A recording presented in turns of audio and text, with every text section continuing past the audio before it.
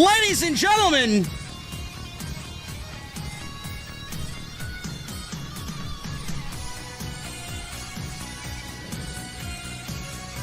there's a little bit more traffic on the road to the venue, man.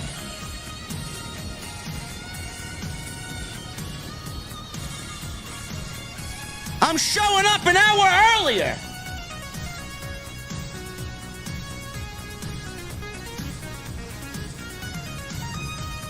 Did Jesse fill the ice bins?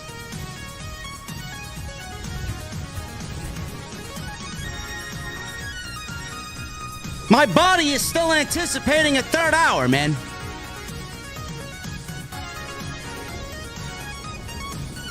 Monday night is back at 2 hours. Everybody asked for it for 12 years.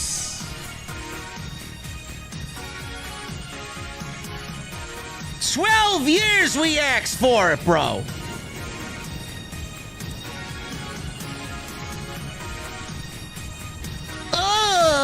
Dr. Disrespect ripoff.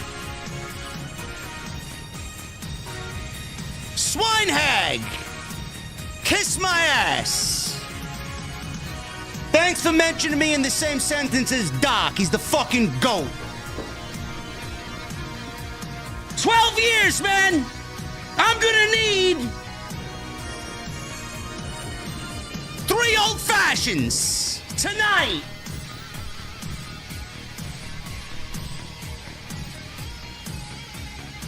We're going to the OTS venue inside my mother's basement.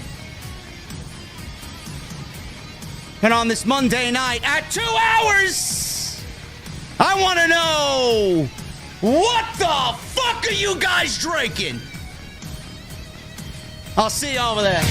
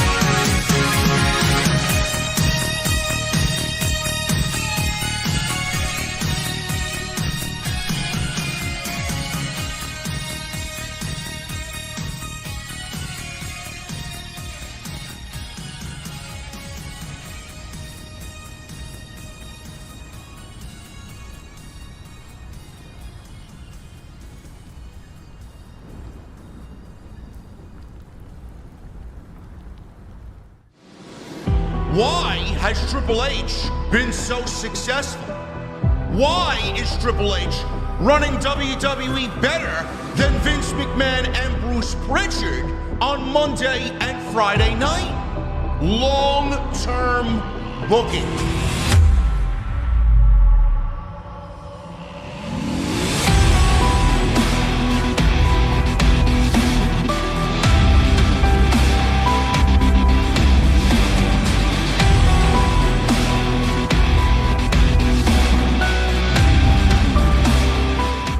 What is going on, guys? Thank you so very much for joining me right here on Off the Script. This is your Monday Night Raw post show for October 7th, 2024.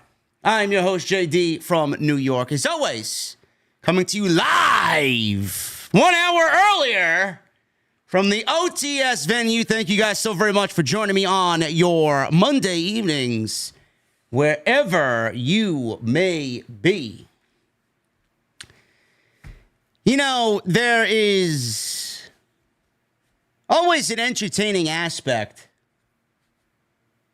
about the social media, online, internet wrestling community, man, when things like tonight happen or nights like Bad Blood happen.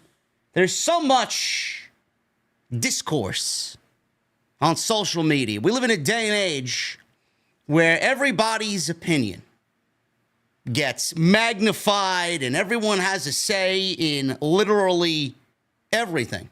Some people have logical, sane, down-to-earth, grounded takes. Some people are simply engagement farming, don't know right from wrong, don't know up from down, don't know apples from oranges. Some of these people don't know anything.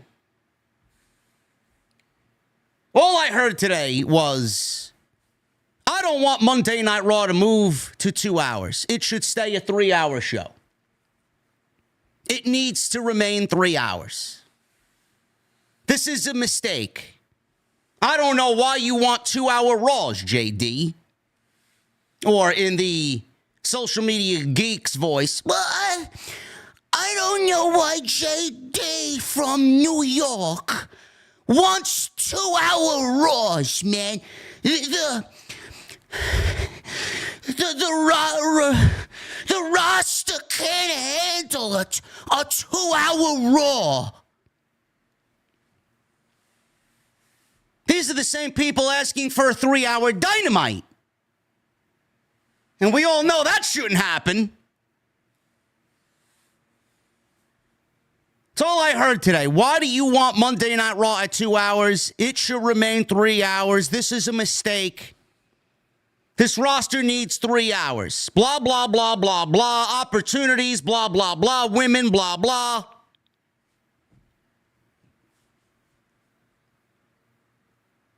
You know, a lot of these fans, I get it. I got gray in the beard. I'm not old by any stretch. I may look it, but I'm not. A lot of these fans are new-aged fans. A lot of these fans have been watching the show for the last couple of years, if that, maybe.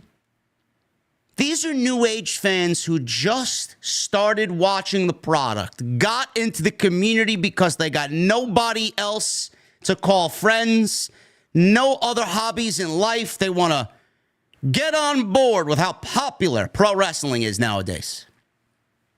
Then you got people like me and the fine people that I surround myself with. I've been watching this shit since the mid-'80s, man. I've been watching WWE for a very long time. I was there from the very first episode of Monday Night Raw when it was 1 hour on the USA Network. When they had the Ico Pro banners hanging in the Manhattan Center and they had the Raw siren going off and Damian Demento was coming out to wrestle The Undertaker on the very first Monday Night Raw. I have been with Monday Night Raw since day one.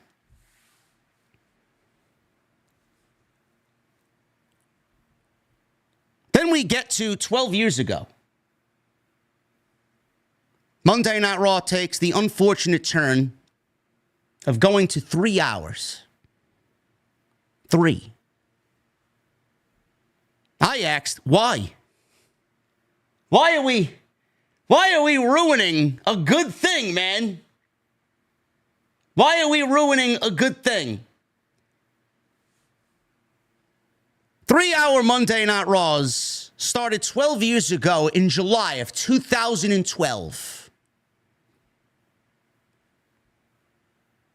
I asked it then, I'm going to ask it now. Why did we need to go to 3 hours? A lot of these people just started watching the show. A lot of these people do not know the horrors that we've had to sit through for the last 12 years. They don't get it. They don't understand it. They never will get it. Over the last 12 years, Monday Night Raw has been the absolute worst wrestling show in all of pro wrestling. Monday Night Raw was so unwatchable that at one point I contemplated not covering this show on a Monday night anymore until it got better. That's how bad it got. My OGs know that for a fact. You've been with me for a very, very, very long time. I said, fuck this shit, man. I'm not covering this shit live on Monday nights anymore. I'm going to wait till Tuesday. The energy that was sucked from out of my body watching a 3-hour Vince McMahon Monday Night Raw is something I never want to go back and feel ever again. Ever. 3-hour Monday Night Raws were the worst fucking show in the business.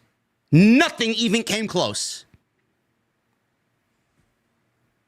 Then Vince goes away. Triple H takes over. Kind of. Vince comes back. Vince stays in control past WrestleMania 39. Triple H doesn't take over the company until November, December of 2023. Facts. Then all of a sudden, Monday Night Raw starts to change its color a little bit. Monday nights start to become less offensive. Monday Night Raw starts to become watchable. Monday Night Raw starts to become unpredictable. Monday Night Raw starts to become chaotic. Monday Night Raw starts to become pro wrestling again. You see, it's easy. It's easy to sit there behind your keyboards. It's easy to sit there when no one knows what you look like as you stare at your computer screen with a fucking profile picture of Tetsuya Naito or some fucking pop singer that I've never seen before, or a Dragon Ball Z character that probably resembles your aunt. But to sit there and claim 3-hour Monday Night Raws need to stay, no. No, Monday Night Raw at 3 hours never needed to be a thing, period. Now or 12 years ago. It's easy to sit there and want a 3-hour Monday Night Raw when the show is being booked by a logical, sensible administration that isn't Vince McMahon. But that doesn't mean we have to go back and do 3-hour Monday Night Raws every week. 2 hours is more than enough for a pro wrestling show. Do you see anybody asking for a 3-hour Dynamite? Does anybody in this business want a 3-hour Dynamite? Do you want a 3-hour AEW Dynamite on Wednesdays? I know for a simple fucking fact, because he's in the fucking chat right now, me and Jesse do not want a 3-hour fucking Dynamite. And we've been with AEW since day one. Before AEW was even a fucking business, we were with AEW. So why is this an issue now? Why is this an issue today? With WWE fans, you do realize that at the end of the day, 2 hours, 3 hours, it makes no fucking difference. A good show is a good show. A good produced, good booked wrestling show is a good produced and booked pro wrestling show. Nothing pro wrestling related needs to be 3 hours. The only thing that should ever cross the 3-hour threshold is a special event, a pay-per-view, PLE. That is it. That is it. Jesse says, I don't want a 2-hour Dynamite at this point. Point proven. From one major pro wrestling fan to another. If the show is booked correctly, it doesn't matter what the show and the length is. 2 hours can be more effective than 3 hours. 3 hours normally goes too long.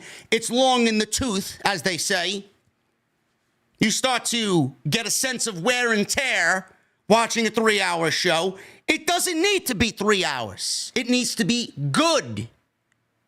For you guys to sit there and say, hey, man, 2 hours is where it's at.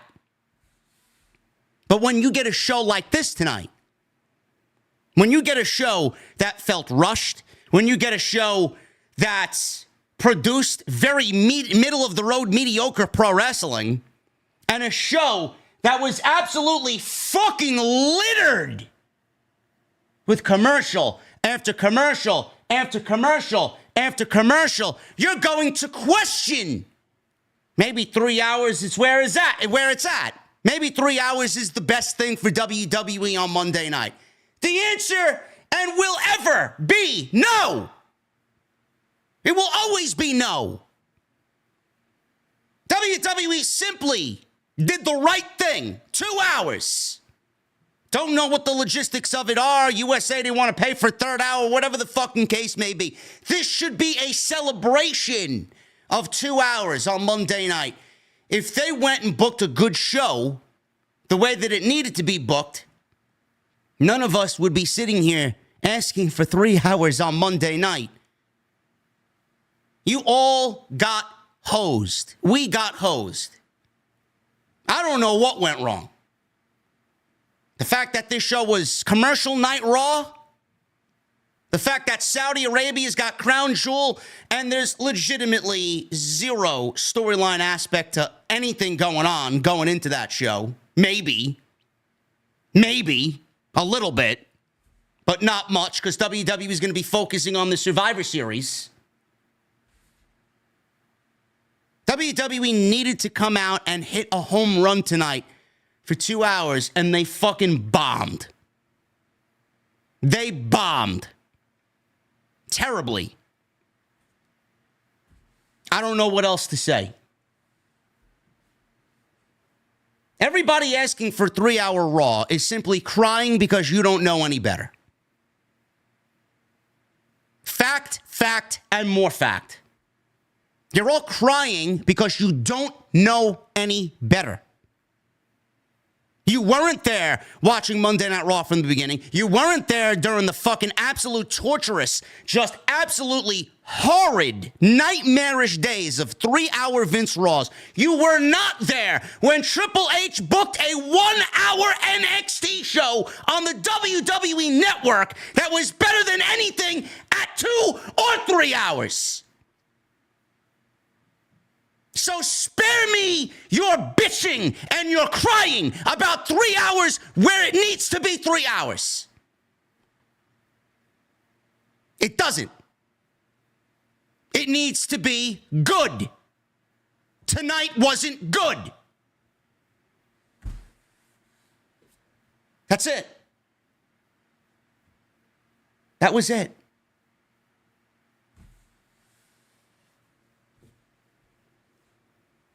The show felt rushed tonight.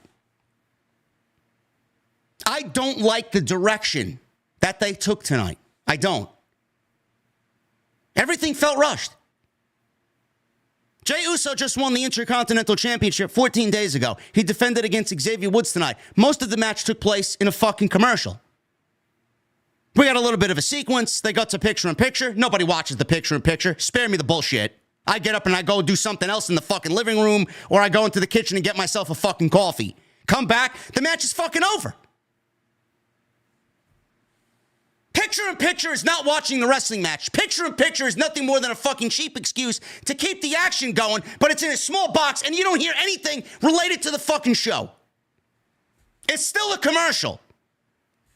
If I gotta hear commercials instead of Joe Tessitore, then I'm not watching Monday Night Raw.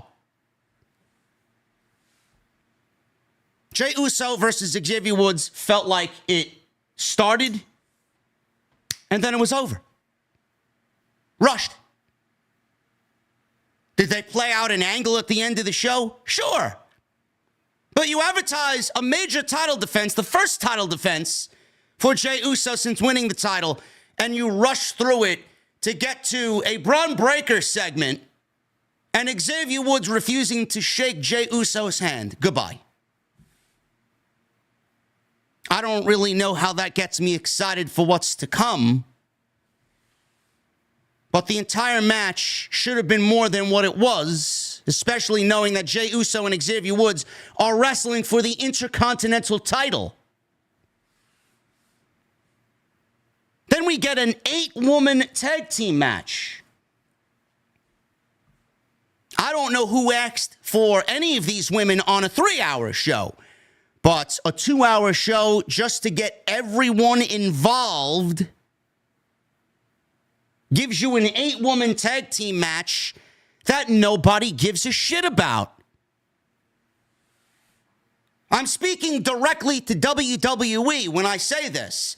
What is the urgency to include every single woman on the show because you're at 2 hours in an 8-woman tag team match? I don't know if you guys have been paying attention to what people have been saying online, the lack of attention that people are paying in the venues every single week. Nobody cares. Legitimately, I promise you, no one cares. But you got to put them on the show, all 8 of them, because there's no spot for any of them unless we put them all together. Oh, nobody will complain. All 8 of them will be on the show. Yeah, you may think that's you saving your ass from the online criticism of social media, but it doesn't spare you from me, because I see right through that shit. Because you know who did that? Vince did that. I don't give a fuck about women's wrestling. Let me shut everybody up and put everybody in the same segment, in the same fucking match, so it looks like everybody's involved. Meanwhile, what does that do at the end of the night? Nobody gives a fuck. Everything feels rushed. Everybody's got to get their one big move in, and there's no rhyme or reason for anybody to fucking care. Then we get the main event. Sami Zayn and Gunther for the World Heavyweight Championship. This is a big deal. This is a big match. Sami, for 4 straight weeks, has been asking Gunther, why aren't you giving me a championship match, bro? Are you scared of me, bro? Why are you a coward, bro? I sound like my guy Vince Russo, bro. Why? 4 weeks. 4 weeks. That's the way you pay it off tonight? You blew through Sami Zayn and Gunther already twice, and I don't really give a shit to see it again. First was at WrestleMania for the Intercontinental Championship, which was a great match. This match actually had better story going into it than the one at WrestleMania did. And this match felt like another match that they put on the card to let everybody know that tonight's Raw at 2 hours has a big main event for the World Heavyweight Championship. Meanwhile, I had to sit through, what was it, Jesse? 7 minutes, 8 minutes of fucking commercial. Sure, they were in picture-in-picture, but again, a picture-in-picture does not constitute as it being okay. Then you wonder why fans are asking, well, why didn't this match take place on Bad Blood? Gee, I don't know, Paul. Maybe we should take away Nia and Bayley and Finn Balor versus Damian Priest and put the match that is more significant on the PLE. I gotta sit through a Gunther fucking match that's fucking riddled with 7 to 8 minutes of commercial. They just got back from commercial, and within 90 seconds, we go to another commercial.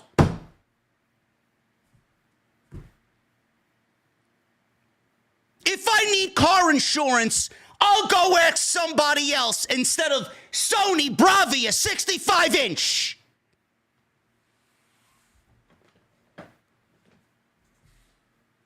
First, you leave off Gunther, off the Bad Blood card. Then you put him in a match that's riddled with 8 minutes of commercial. Gee, no wonder why people were dissatisfied with this fucking show.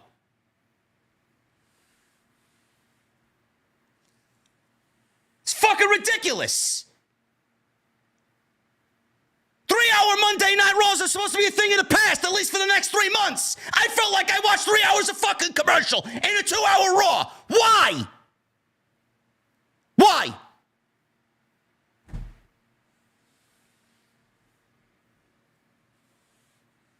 Everybody says, oh, but Gunther and Sami was a great match. What the fuck did you watch? I watched commercial. What the fuck did you watch? Yet there are people out there that will exclaim to me, they will fucking sit there and argue with me that Gunther and Sami did not belong on the pay-per-view. Bullshit. Bullshit. Everybody with 20/20 vision, good eyesight, and hearing, you can tell that Bad Blood outside Punk McIntyre and outside that main event, the middle of that show was fucking boring. Boring. Was it bad? Listen, man, you're not going to sit there and tell me it was bad when we've when we sit through and been through fucking the worst of the worst. Was it good? Questionable. Questionable. But there's no excuse for what happened on Saturday coming on into Monday. I don't know what's going on. I don't know where the issue lies, but Saturday coming into Monday, you may clip it. For all the fucking people that say I'm not negative towards WWE and I'm a big-nosed Triple H cocksucker and all these memes, clip it. You fucking won't clip it because you're a bunch of fucking pussies. Clip it. Because I know you're fucking watching me. Saturday coming into Monday, the 2-day stretch that we've seen. This is the worst stretch that WWE's put on in 2024. Clip it. Clip it. You won't. I'll fucking clip it for you, bitch.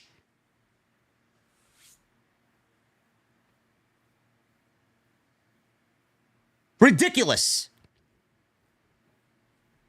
Set it on Sunday morning. Sat down after I got done with a great stream on Saturday. Sat down on Sunday. Had myself some apple crumble for breakfast and a fucking cup of coffee. And I sat with my iPad in front of me and I said, you know what? Let me get this out there to the fucking universe so that they know where I'm coming from. Saturday was an eye-opener. Saturday was an eye-opener. And I mean that because Saturday night we got two massive main events. Massive main events. CM Punk and Drew McIntyre put on one of the best Hell in the Cell performances in company history. Cody Rhodes and Roman Reigns teamed up for the first time, and we saw the return of The Rock. Kevin Owens attacked Cody Rhodes in the parking lot. Yes, I'm aware. And now we have something to look forward to on Friday. What is Randy going to say? Why did Kevin do what he did? Is The Rock going to be there? Are we going to get an explanation? What's the three fingers for? What does Cody have to say? Is Roman going to be there? There's a lot going on right now. More so than on Monday, believe it or not. But I said it on Saturday, said it on Sunday morning again. WWE and their PLEs, 5 matches. Nobody has a problem with the 5 matches. Nobody. If you do, you're brainwashed. If you do, you're probably an AEW dick rider who doesn't know the fucking difference between quality and quantity. Nobody wants to sit there and watch a Tony Khan fucking circle jerk for 15 fucking matches at 6 hours. Nobody gives a fuck. 6 hours, by the way, that don't breathe. We end one match and the next guy's walking down the fucking aisle while the competitors in the ring that just wrestled are leaving the fucking ring. Nobody wants that. Nobody wants it. Nobody asks for it. Tony Khan has this fucking thing where he needs to get as much pro wrestling on one show than anybody. Nobody has a problem with the 5 matches. It's what you put into the 5 matches. This was very apparent on Sunday following Bad Blood. I don't give a fuck who you are or what you think of how I operate. I have always been 100% upfront and honest with you. If you want to call me racist, if you want to call me sexist, if you want to call me any anything that your heart desires. It all comes from a good place because all I care about is a good fucking show at the end of the night. Saturday barely crossed the line of being good, and you can thank Punk and McIntyre for it. There is absolutely zero, and I mean zero fucking reason why Nia Jax and Bayley are on that pay-per-view. Zero.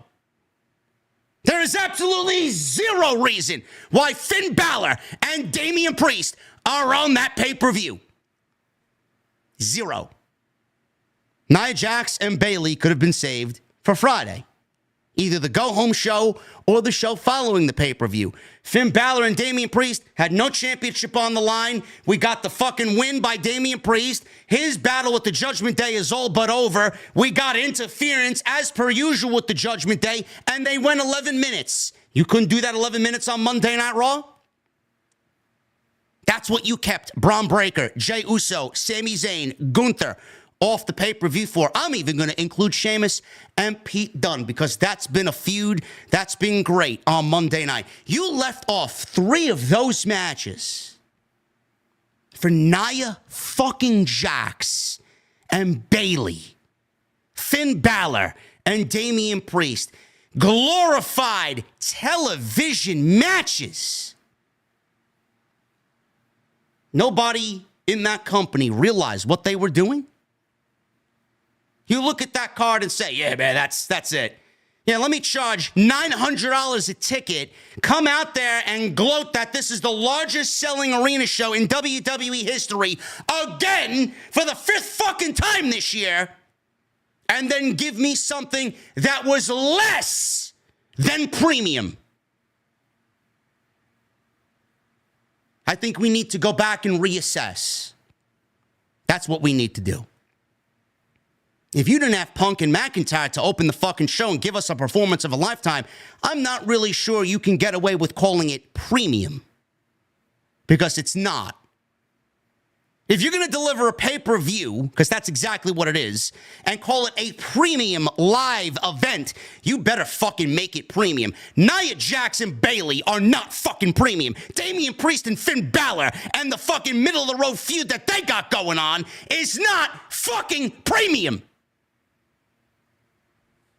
Sami Zayn and Gunther didn't need to be riddled with fucking 8 minutes of commercials. That is premium. That should have been on Bad Blood. Braun Breaker and Jey Uso, that doesn't need to be on Monday Night Raw with fucking 8 minutes of commercial. That is premium. Sheamus and Pete Dunne. I'm even going to mention my guy Andrade and Carmelo. They don't deserve a pay-per-view match after the fucking work that they've given us 6 times. And what about my guy, LA Knight? Why isn't he on a pay-per-view when he's one of the biggest baby faces in the entire industry? Never mind WWE. He's not premium?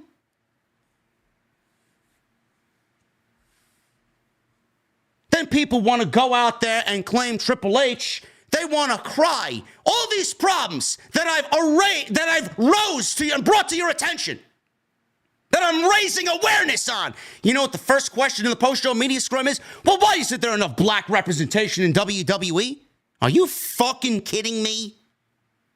Out of all the problems in the fucking company, some of which I mentioned right here, that is your first question to Triple H. Man, oh man, does the community have their priorities all fucked up? Most of the champions in this company are people of color. Carmelo Hayes is a future piece to the company. Obafemi is a certified main event guy waiting to break out. Yet everybody's claiming there isn't a person of color on the fucking show. That's not the biggest problem we have in WWE. It's the last 48 to 72 hours. That's WWE's biggest fucking problem in the company. Has nothing to do with who's on the show.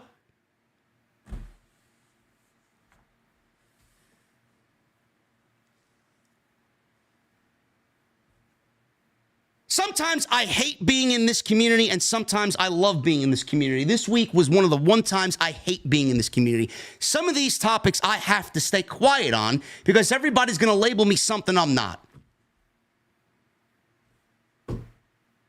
I don't get it.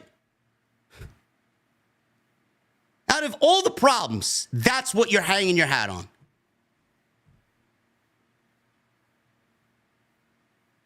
I don't know where WWE goes with this 2-hour format. I don't know what happened tonight. I really don't know what happened tonight.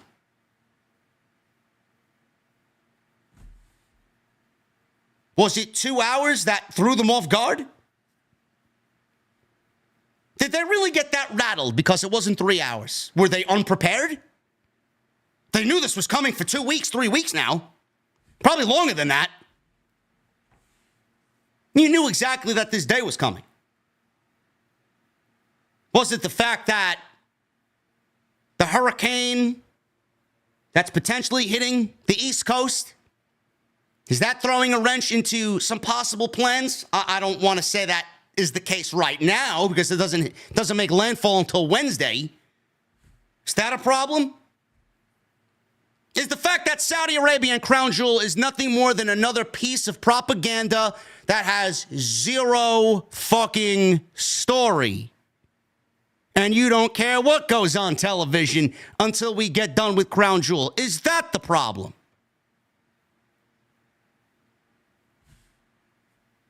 I don't know.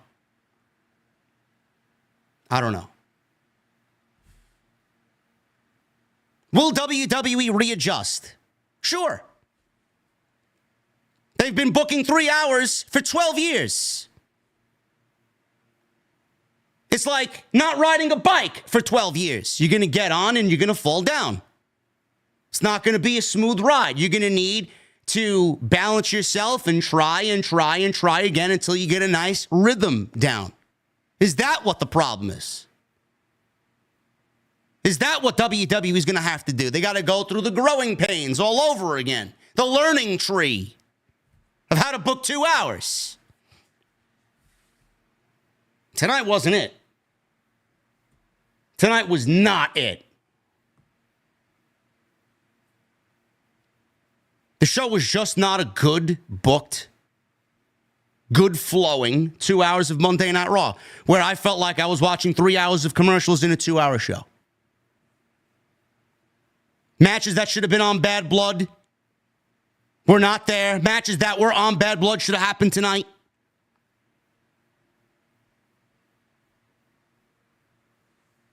I can sit here and can continue to complain about everything, but I hope tonight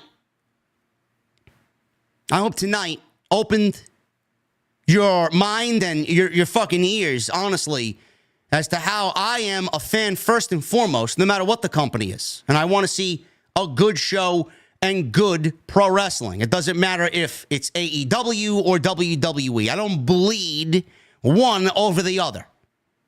I bleed good pro wrestling. That's always been my mantra. Always.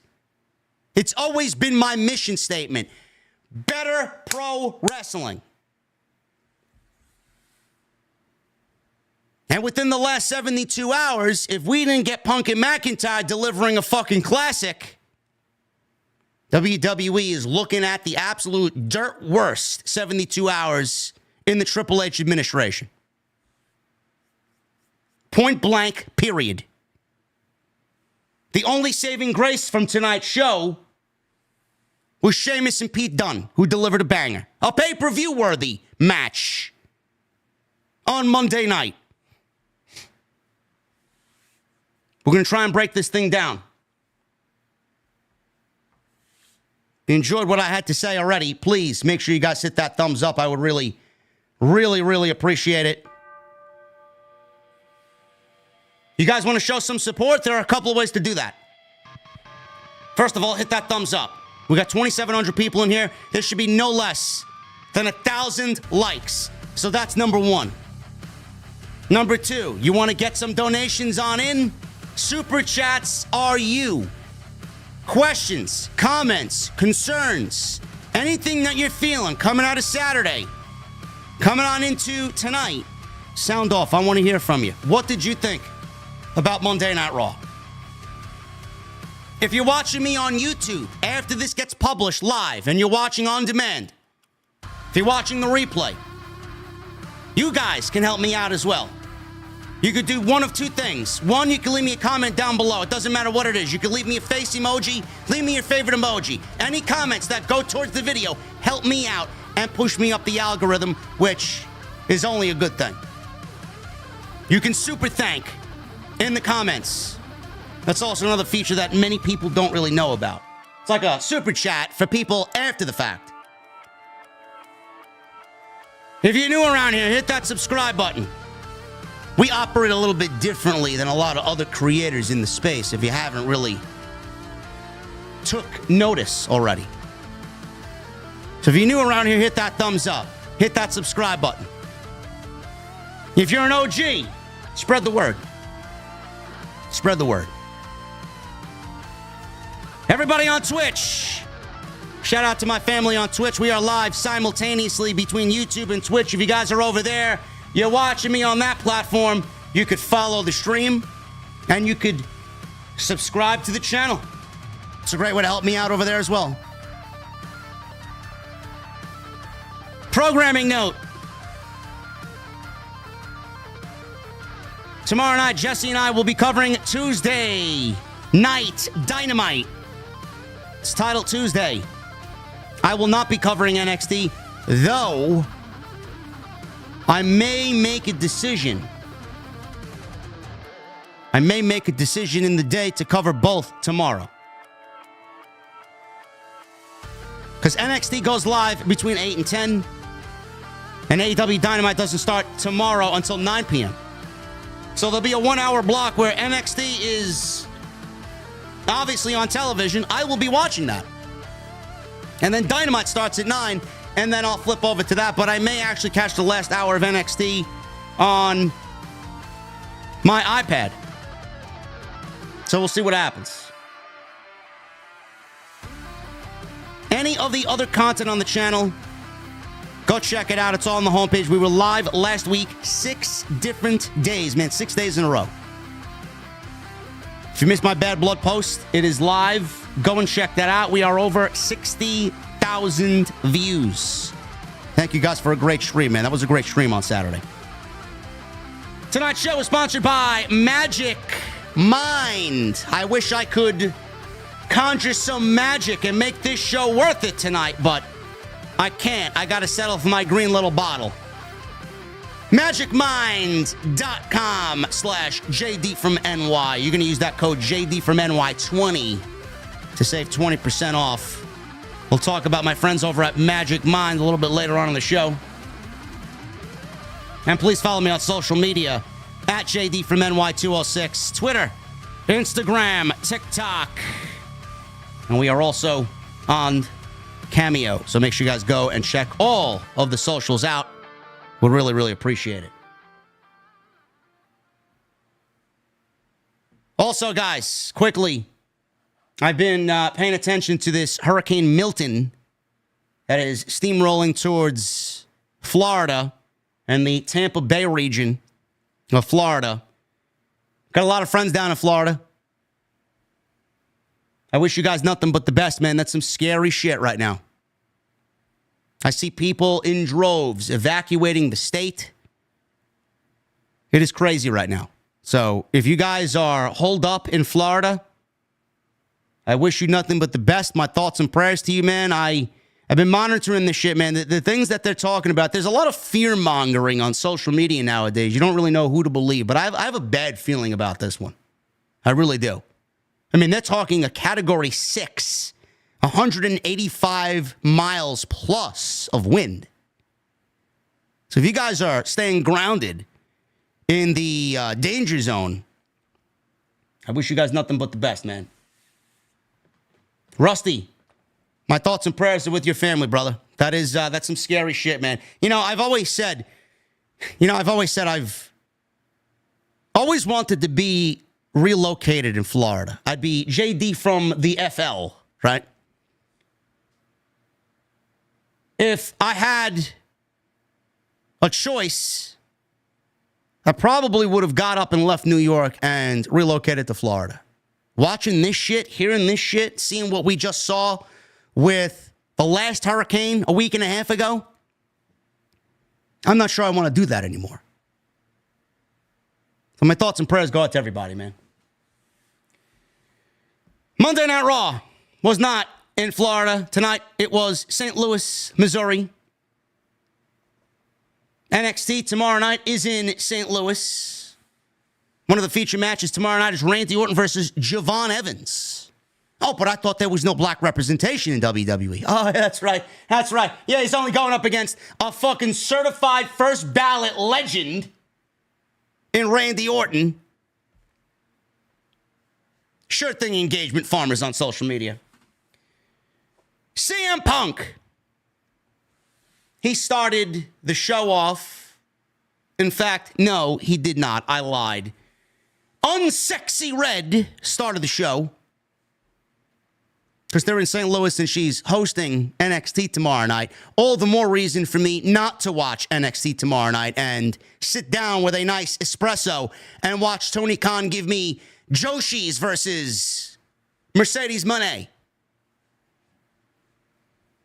She was in the ring. She welcomed everybody to Monday Night Raw. She didn't get much screen time, and it looked like they had cut her off in favor of a Bad Blood video package highlighting what happened on Saturday night. I say, great. The less we see of her, the happier I am. CM Punk. CM Punk entered after this. He walked out, selling the effects of Hell in the Cell. He did not walk to the ring. I'm sure he didn't want to be bothered by Unsexy Red either. And he remained on stage. He limped out. He had bandages on his arm, bandages on his face. Seen some people on social media saying, oh, good on CM Punk, man, keeping kayfabe alive. I don't think that's kayfabe. I genuinely think CM Punk is fucked up.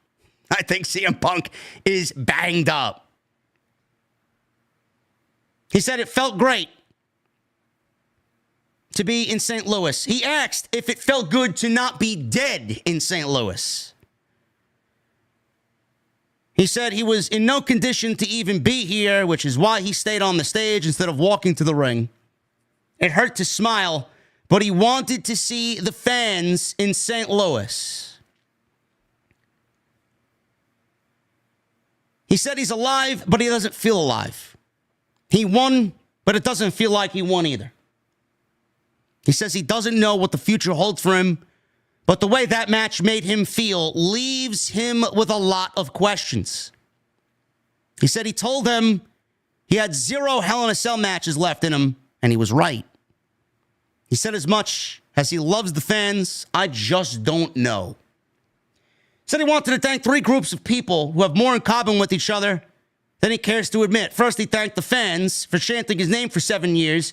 Then they waited for another 3 for him to come home. He thanked his peers, or most of them, he added. Said he also wanted to thank his critics. Said there's a thin line between love and hate, and I've turned your hate into cash, so thank you. Line of the night. He said for whatever reason, they hate him. Whether it's jealousy or hatred, keep doubting him. Line of the night. How many people hate me that I know hate me are watching this show right now? As an ad pops up every 5 or 6 minutes, you're only adding to my wallet. So thank you. Appreciate it. My haters are my biggest fans. That's also a fact. Says he wants to see his wife because he hasn't seen her in about 5 weeks. I'd like to say I'll see you soon, but I just don't know. Thank you. He walked out. As soon as he turned to leave, Seth Rollins' music played. Seth came out and had a brief stare down with CM Punk. He had glasses on. Punk was looking right into the darkness of his glasses. He smiled and he bumped CM Punk on the way to the ring. Before we get to what Seth Rollins had to say, because he actually got in the ring and cut a promo on CM Punk and on Bronson Reed. CM Punk on Saturday night, some people were saying it was the greatest Hell in the Cell match of all time. The answer is no, it wasn't. It was not the greatest Hell in a Cell match of all time. Again, this is nothing more than people gaslighting social media audiences worldwide because they don't know any better. Was it a classic match? Yes, it was. Was it probably the best WWE match all year? That is up for debate. It's certainly going to be up there. Is it the best Hell in a Cell match that we've seen in nearly a decade? Yes. It's probably the best Hell in a Cell match since Sasha Banks and Becky Lynch. I don't even know what else. Honestly, I don't even know what else. Rollins and Edge, maybe? Probably that one. That was a great Hell in a Cell. But they are very far and few between. It was definitely one of CM Punk's best matches ever. It's probably Punk's best match since the dog collar match he had with MJF. And Drew McIntyre is certainly going to be in the discussion for Performer of the Year in WWE. And if he's not, shame on you or whoever is conducting your polls. The best Hell in a Cell match is probably something to do with The Undertaker, whether it's HBK or whether it's the spectacle that was Mankind in Pittsburgh with Foley flying off the top of the cage. I mean, you just can't duplicate shit like that. So, I mean, that's going to live in infamy as one of the greatest matches ever. This was a different Hell in a Cell match. It was more methodical. It was more brutal. It was the perfect ending to a feud that needed what that match gave us. And I'm glad that we saw its conclusion. So stop doubting CM Punk. Is he fragile, Phil? To some people that dislike him, sure, he addressed you tonight.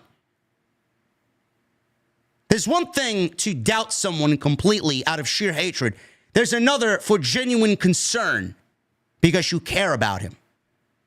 That's where we come in. There is a genuine concern every time he steps into a match like that, never mind a ring, but a match like that. I'm just glad he walked away injury-free. A WWE with CM Punk is a better WWE. A WWE with a CM Punk that is actively wrestling is a better WWE. And an AEW without CM Punk is an AEW that hasn't been the same since 2022. Bite me. Seth Rollins is out there. By the way, I have to mention this.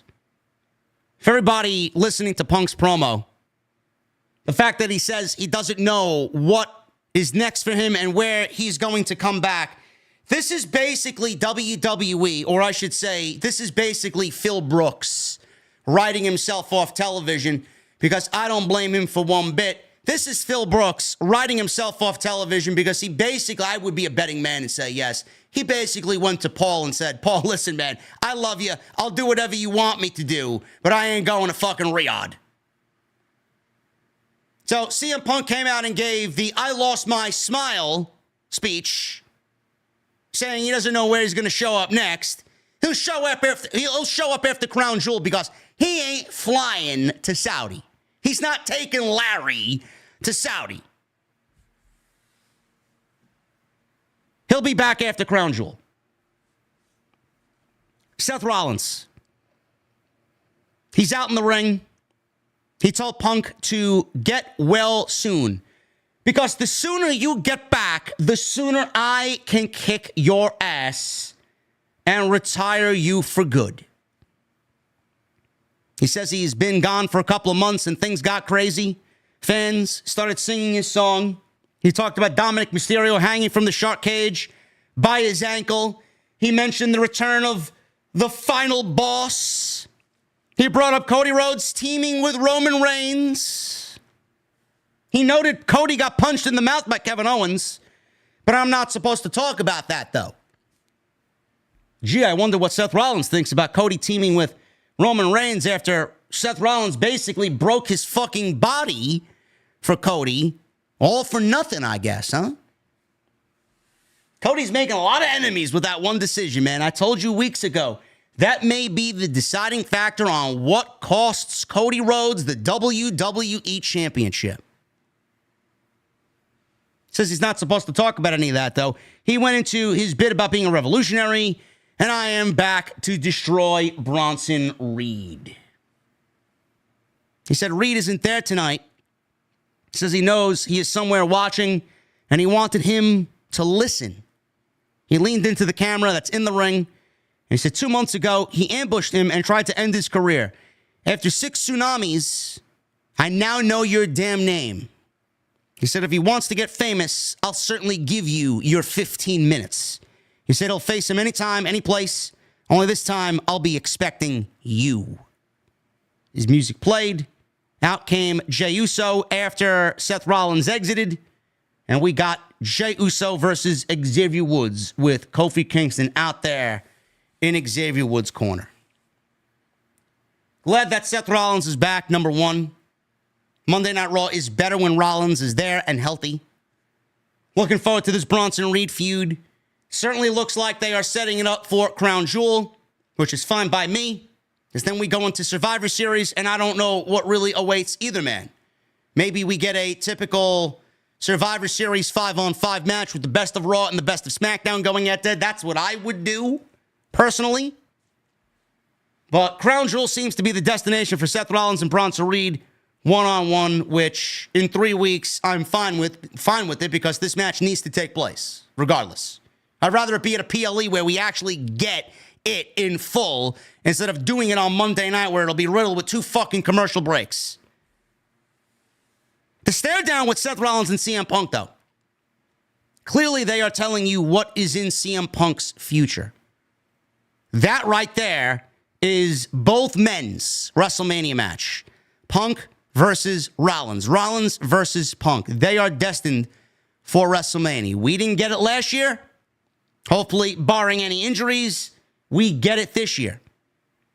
Can WWE get Rollins and Punk all the way to April and Las Vegas? The answer is yes. Yes.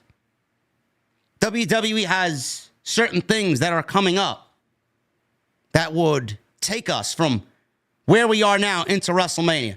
Saturday night's main event. Don't know what CM Punk is going to be doing there, but I'm assuming he will be on the show. We may actually get either CM Punk versus Gunther at Survivor Series or Saturday night's main event. He's eyed the world title. He's asked for the world title. He desires the world title. He's already mentioned Gunther once before, so I'm sure we'll get that before we get to the end of 2024. Then we get to Monday Night Raw and Netflix. That's going to be a big show. It's going to be the biggest debut of Monday Night Raw on a network ever. It's going to be star-studded out the asshole. Many people are predicting that CM Punk will go one-on-one with John Cena on that show. I wouldn't be surprised to see that. John Cena needs to start his storyline for whatever that's going to be at the start of the new year because he's retiring at the end of 2025. Then we got the Royal Rumble. Then we got the Elimination Chamber. WWE can certainly get Punk and Rollins through all these months leading into WrestleMania. And then that'll be it. So I think I'm confident in WWE doing that. But yes, they are on a collision course for WrestleMania, and that's why we got what we got tonight. And literally a year ago, if you guys remember, Cody Rhodes and Roman Reigns had a stare down on SmackDown. Remember that in the aisleway? You guys remember it. I know you do. Teasing. Story's not over yet between these two. That was in October. Same thing tonight. What made me think about Cody and Roman? This stare down tonight with Punk and Rollins. Same thing. Where did Cody and Roman take place? Took place at WrestleMania. Punk and Rollins, where's that going to take place? WrestleMania. 4 different guys, same result. Jey Uso, he went one-on-one with Xavier Woods. This was a match This was a match that was given headline treatment coming into tonight's show. It was Sheamus, Pete Dunne, Gunther, Zayn, Woods, Uso. This match went 6 minutes. 6 minutes. On a 2-hour show, you give your Intercontinental Champion 6 minutes. 4 of those minutes took place within the commercial. Then you want to know why I ranted in the beginning of this podcast. Deplorable. It's inexcusable. Legitimately, don't even know what to say. Xavier was in control before the commercial break. He was in control of most of this match, to be quite honest with you. They went to commercial 90 seconds into the match, and then we got 4 minutes of commercial. So we come back. Woods gave Jey an attitude adjustment outside the ring. Woods blocked Jey's comeback attempt. Tried a springboard elbow. Jey caught him in midair with a super kick. He quickly goes up top. Uso splash. 1, 2, 3. And that was it. Legitimately. What I described to you was the match. Absolutely nothing. Missed the elbow drop, super kick in midair, Uso splash, and it was over. After the match was over, Kingston checked on Woods. Jey embraced Kofi, gave him a high five and a handshake. And then he offered a handshake to Xavier Woods. Xavier Woods walked off without shaking his hand. Kingston left with Woods. He looked back at Uso saying, I don't know what happened. I don't know what happened. So Jey Uso's in the ring after Kofi and Xavier leave. All of a sudden, Braun Breaker literally comes out of nowhere and speared Jey Uso in the ring, nearly cutting him in two.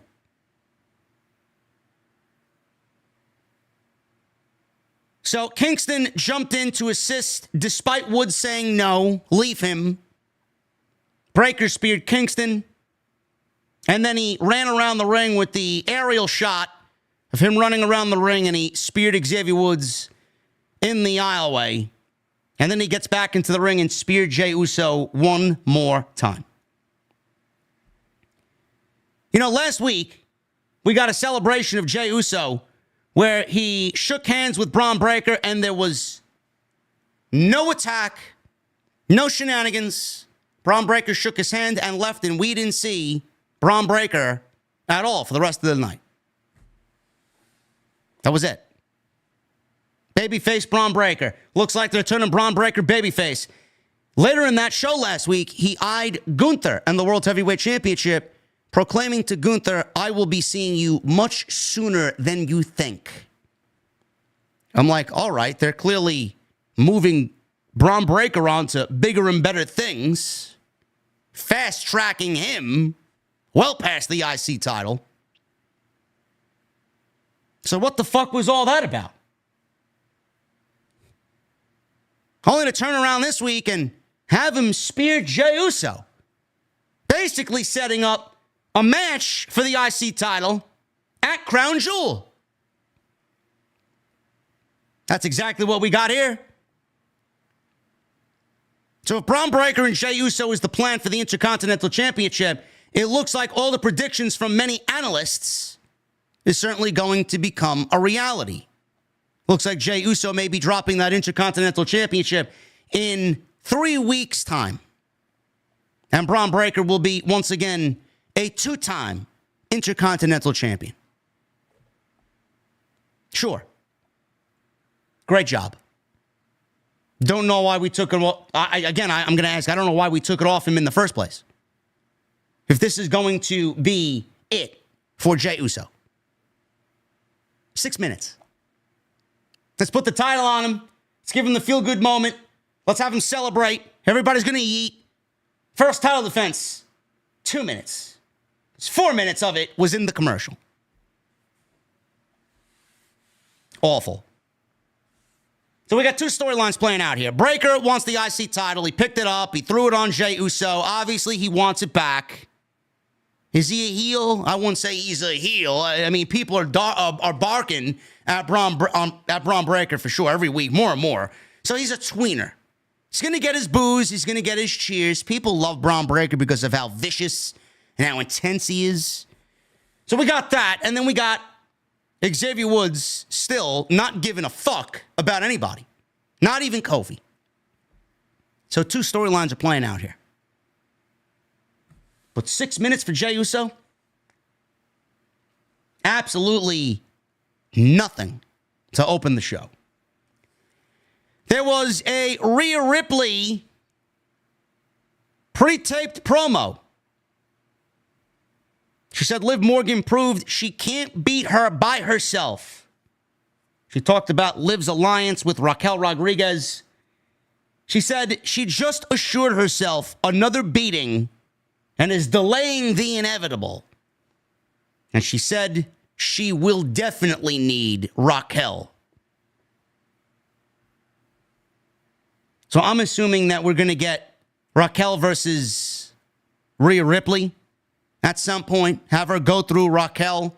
Apparently Raquel Rodriguez is teasing a Judgment Day inclusion now that she's a part of the Judgment Day.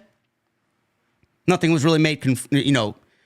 Nothing was confirmed tonight at all, but it looks like she is aligned with the Judgment Day, and it looks like Rhea Ripley and Raquel Rodriguez are going to be headed towards a one-on-one match. Survivor Series is coming up. We're not going to do the title match in Survivor Series. I'm assuming that she's either going to drop the title at the Royal Rumble or at Saturday night's main event. Which I already feel like this storyline between Liv and Rhea is already kind of running on, I don't want to say it's running on empty yet, but it's certainly running out of gas. So I'm assuming Saturday night's main event, I think that probably is the best place for it. And then Rhea can start whatever she's got going on, going into the Royal Rumble, and start her program for WrestleMania season. You can't continue this past 2025. You can't. I know there'll be some people out there, these Liv Morgan fucking fanatics. Oh, she deserves to defend the championship and walk into WrestleMania as the champion. Yeah, good luck getting this story all the way there. How much do you expect WWE to give us out of all this? They've expended most of their story. There isn't much left. It's now nearing the end. Rhea is getting her title back. When and where, I don't know, but it certainly needs to be within the next 2 months. Easy. What does Liv and Rhea do at Survivor Series? The only thing I can possibly think of is a War Games match between Team Rhea and Team Liv. Who's on that team? I don't know. Whatever you saw tonight is what's going to be. You're going to get Liv Morgan, Raquel Rodriguez, and Pure Insomnia Collective against Rhea Ripley, Casey Catanzaro, Kaden Carter, Bird Girl, and Zelina Vega in a Women's War Games match. That is your Women's War Games. Book it, clip it, mark it down. That is your Women's War Games.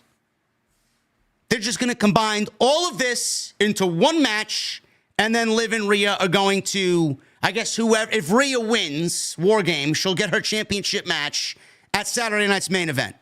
And then we can say goodbye. I don't want to tell you I told you so, but I'm going to give it to you early. I told you so, because that's exactly where they're going.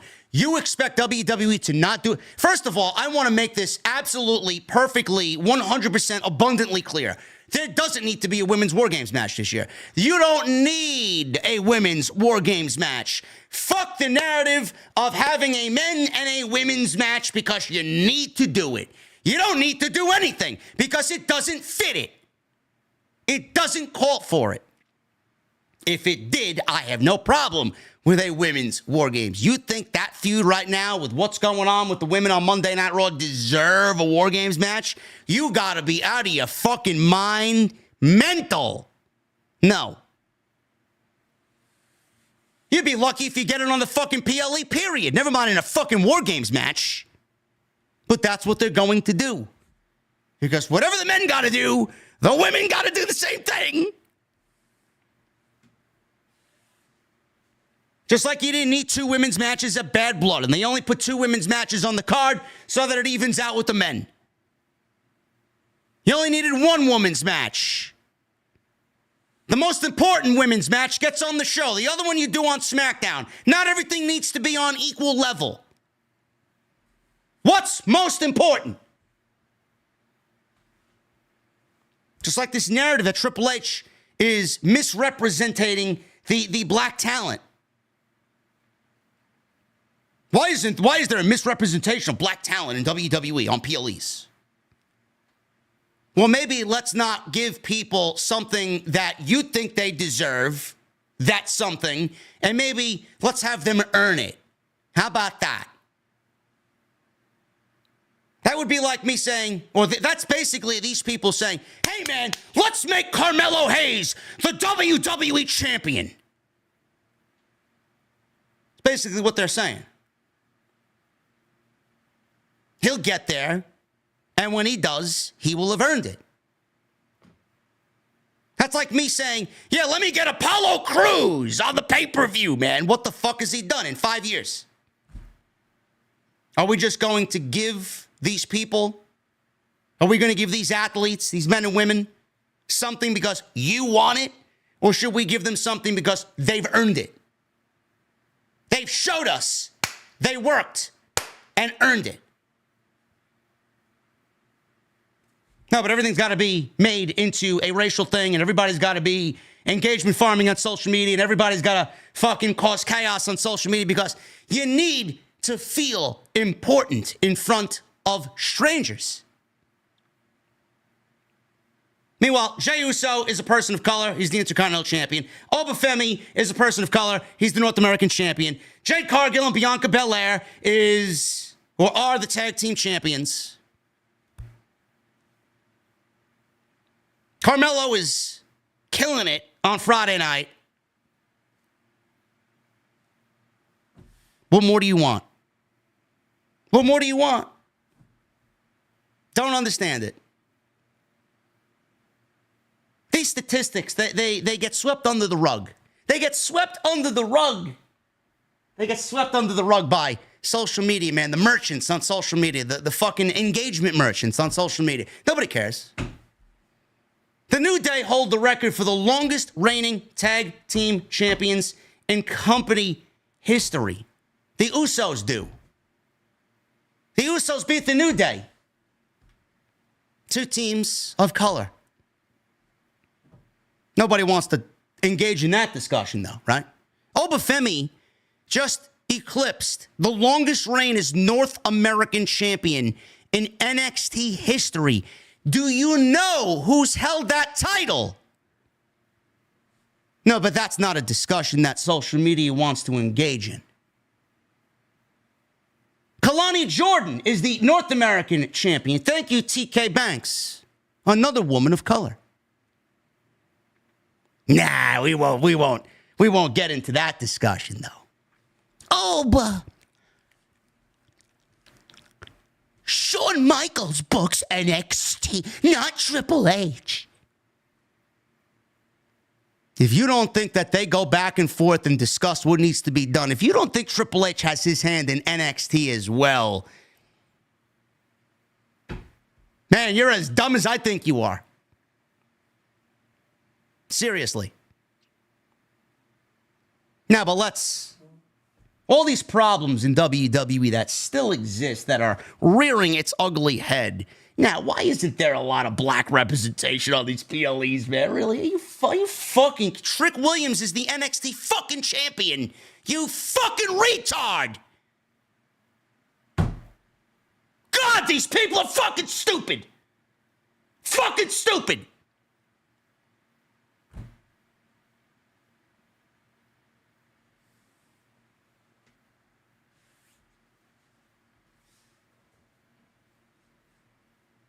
Doesn't matter who you put on the fucking show, man. The show's gotta be good. Let's stop giving people consolation prizes.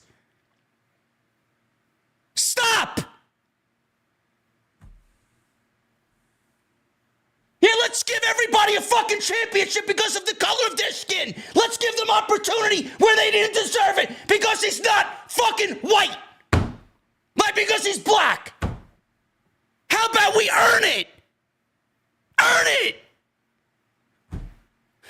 I don't get it, man. I don't understand it. Jesus Christ.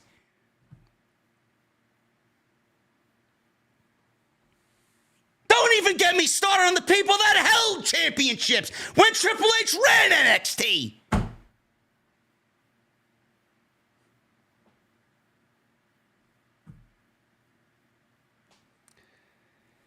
Oh, my God, man.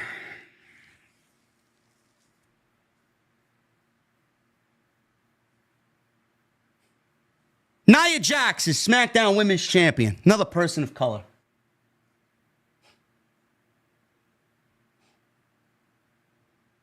It's amazing. It's amazing. Cry, cry, cry, cry. Bitch, bitch, bitch, bitch. Moan, moan, moan, moan. The IWC, if you guys have not come to grips with what you see on social media, if social media wasn't so imperative because of what I do, I would be off it. I would not be on Twitter. I'd mainly use it as a source of news. Real life, real world news. You got a Category 6 hurricane barreling towards Tampa for the second time in 2 weeks, and you're worried about why Apollo Crews is not on a fucking PLE in WWE.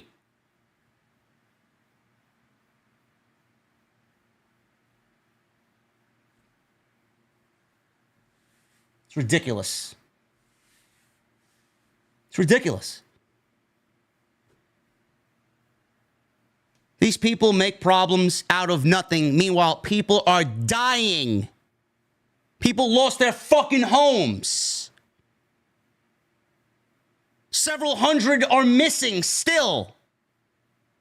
There's no way into the state of North Carolina. Asheville, North Carolina, there's no way into the fucking town, into the city. Yet you want to sit there and claim why Triple H isn't putting black talent on the pay-per-view.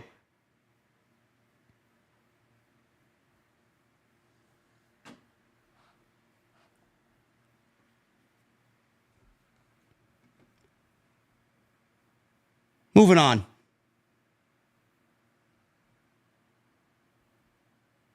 There was a Rhea Ripley tape promo. We got another logo for the Viking Raiders. It is confirmed that they will be the War Raiders, operating under Ivar and Eric. They're not going back to Hanson and Rowe. Apparently, Raw next week is taped or already in the process of being taped. The Viking Raiders, or the War Raiders now, will be re-debuting next week. So I want to say something in regards to the tag team division. WWE is getting back the War Raiders. They're bringing in the Motor City Machine Guns to Friday Night SmackDown. I don't know if the current plan is a renaissance of tag team wrestling in WWE, but I certainly hope that it is. I don't know if that means we are going to consolidate the championships. I don't know if that's a unification match of some sort on the way. I don't know. But it certainly needs to be. One division to rule them all. We don't need two divisions. We don't. Been saying it since 2016.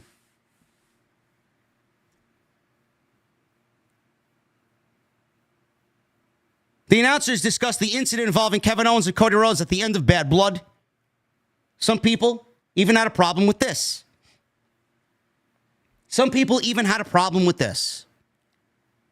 God forbid they do something a little bit different and away from the norm.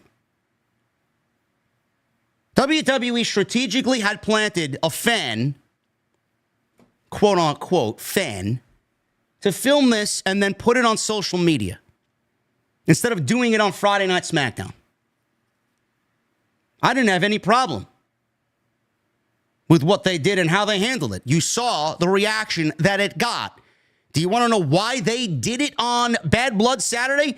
Because now everyone's wondering, what is Randy Orton thinking? What is Kevin Owens thinking? Why did he do it? What is Cody going to say? You got 3 different fucking verbal exchanges that you're anticipating on Friday. Everybody's like, well, why didn't they do it on SmackDown? That's a missed opportunity, man. Fuck are you talking about, man? They just instantly, with the snap of a finger, just generated more interest for Friday Night SmackDown that they would do on a normal week. Plus, you got The Rock. Who the fuck knows if he's going to be there? Again, the intelligence of the IWC, man. They got the fucking IQ of a box of crayons.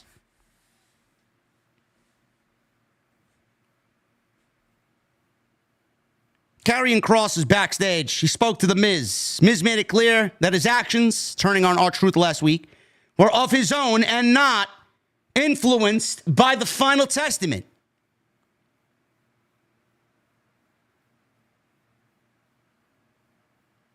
I got to shout out Karrion Kross, man. Karrion Kross, even though it looks like Karrion Kross doesn't have much of a role on Monday night, I am quite enjoying. First of all, I think Kross is better on his own. I don't think Kross needs the AOP. I don't think Kross needs a group. The one thing that Kross has been missing is good booking. He's been missing creative, which they haven't seemed to nail down since he got to the main roster. Ever since he lost to Jeff Hardy, which was the fabled night in which his career was over, in WWE anyway, he's never regained his footing. But man, if you go out and watch Kross cut a promo, which they most likely always usually air on social media, I mean, the guy is fucking great. The way he speaks, his cadence, his body language, I've said this time and time and time again, he's just great at what he does. I mean, it's something that doesn't translate in the ring. I've said that also time and time and time again. But the body of work that he does verbally, it's very interesting. He's like, I don't know what his role is, but he's almost like, you know, the good devil and the bad devil scene in a movie where you got 2 conscience, the good conscience. Yeah, let me do the right thing and not cheat on my wife, right? Or let me go and do something terrible. And then the bad devil, the bad conscience, no, I think you should have a go have a good time, pal. Go shit on her chest, pal. Go use one of my many toys. My favorite is the beast incarnate, pal. No, we don't want that type of devil. He's playing the good devil, bad devil role, but in this case, he's the bad devil. You know? I like it. I think it's great. R-Truth appeared. By the way, during this promo, we got another screen glitch where it was the Wyatt 6 logo. So I don't know.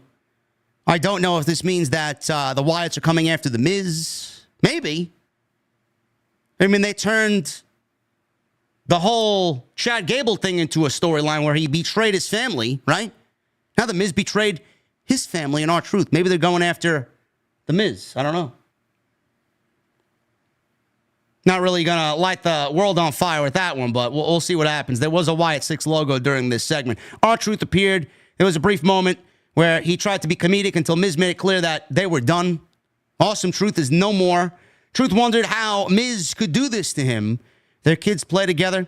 Truth was confused, so Miz challenged him to a match next week. Kross smiled in the background.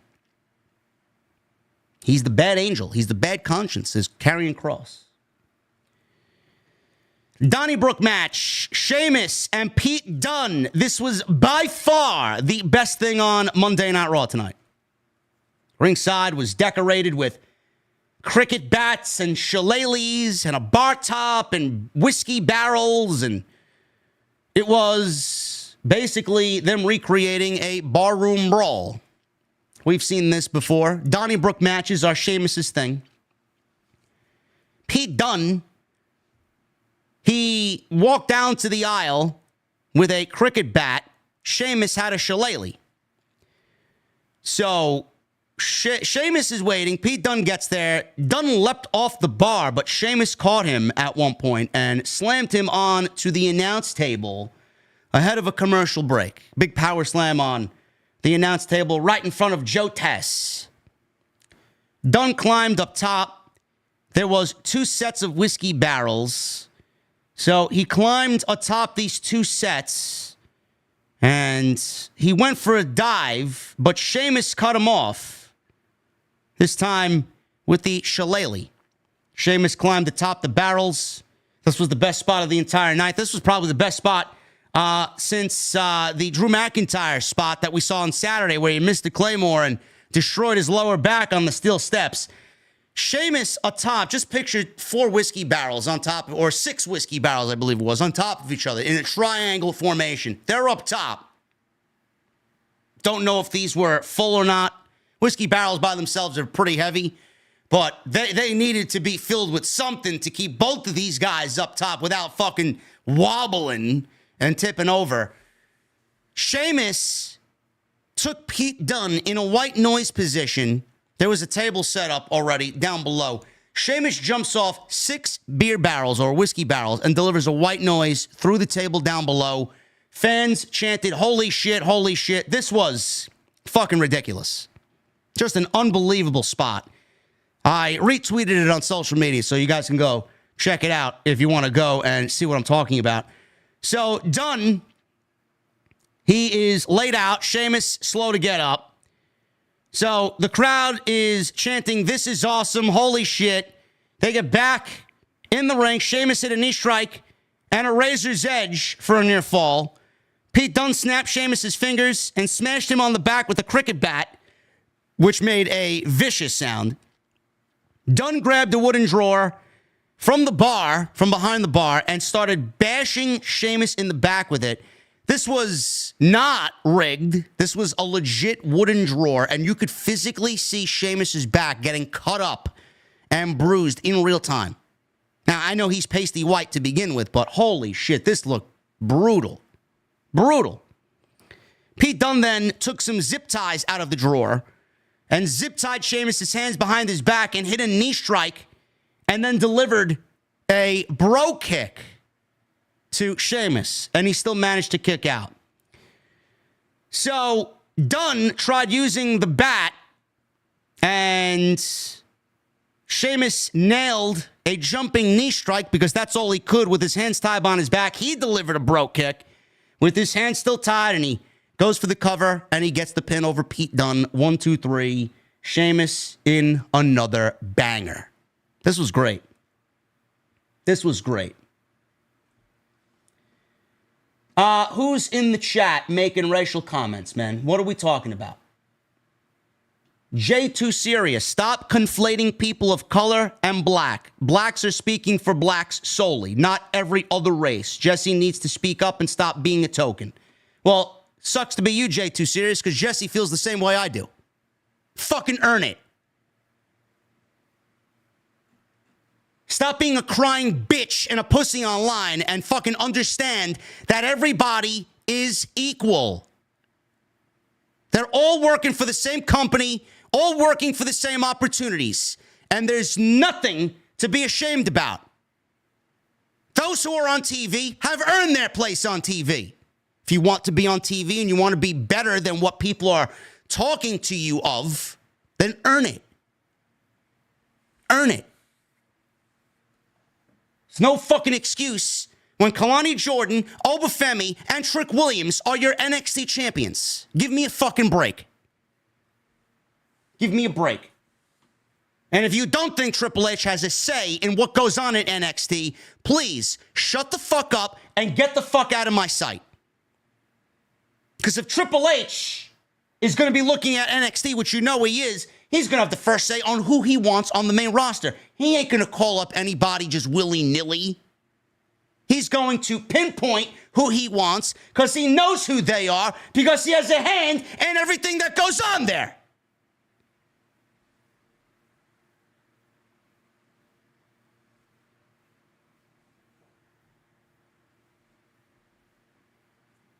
This was the best match of the night.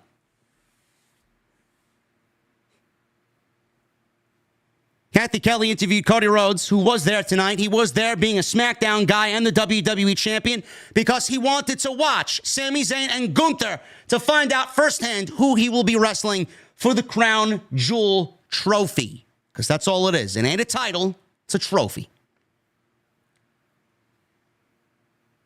Cody Rhodes wasn't here to speculate on what happened at Bad Blood and said we'd find out more on SmackDown. Rhodes was simply here to find out what it takes to become the first ever Crown Jewel champion. Cody Rhodes bumped into Sami Zayn. Sami Zayn said he would be the one Rhodes was facing at Crown Jewel.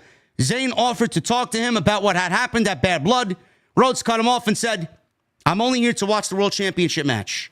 Rhodes said Zayn shocked the world by beating Gunther at WrestleMania, and he wanted to see him do it again.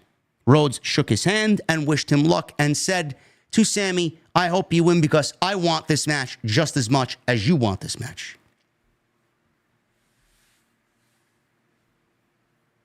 Earlier today, Raquel Rodriguez arrived with Liv Morgan and Dominic Mysterio.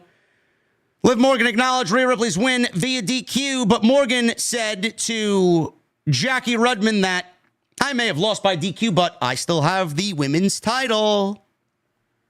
I still have Dom. I got Raquel. I still got the Judgment Day."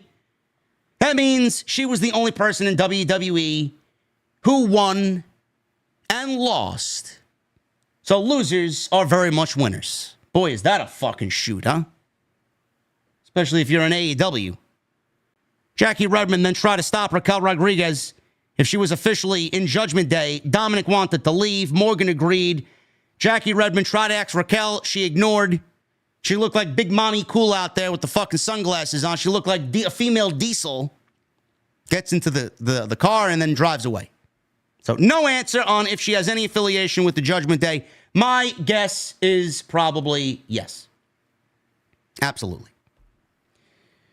Ava. Yes, NXT General Manager Ava, who I don't know why she blocked me on social media. I don't even watch NXT. Yes, please tell me they don't listen. Never said a fucking word to Ava or about Ava, yet I find myself blocked. Go figure. But then I have engagement accounts, geeks, virgins online. Oh, they don't watch JD. Yes, they do. Yes, they do. Wrestlers there watch me. Creative writers watch me. Producers watch me. Guarantee it. Gee, who's this guy that's number one every fucking Monday? Number one every fucking Wednesday? Number one every Friday? Had 5,000 people watching him on fucking Saturday for Bad Blood. Who is this guy? They don't watch. They watch. They watch. They watch everybody. She met with Adam Pearce. All of a sudden, Ethan Page walks on in. Introduced himself to Adam Pearce. Page complained about CM Punk costing him the NXT title match and wanted him to do something about it. Pearce told him Ava was the one who appointed Punk the referee, not me. There you go. Ask her. Page didn't want to deal with Ava. She told him she was off the clock. Then he says, "Well, why are you here?" Which is a great follow-up question because it made sense. Well, why are you here if you're off the clock? Sexy Red showed up. Unsexy Red showed up. Paige was about to shake her hand until she mentioned that Trick whipped his ass. Paige left. Are they calling Ethan Page up to the main roster? Are they calling him up to the main roster to feud with CM Punk?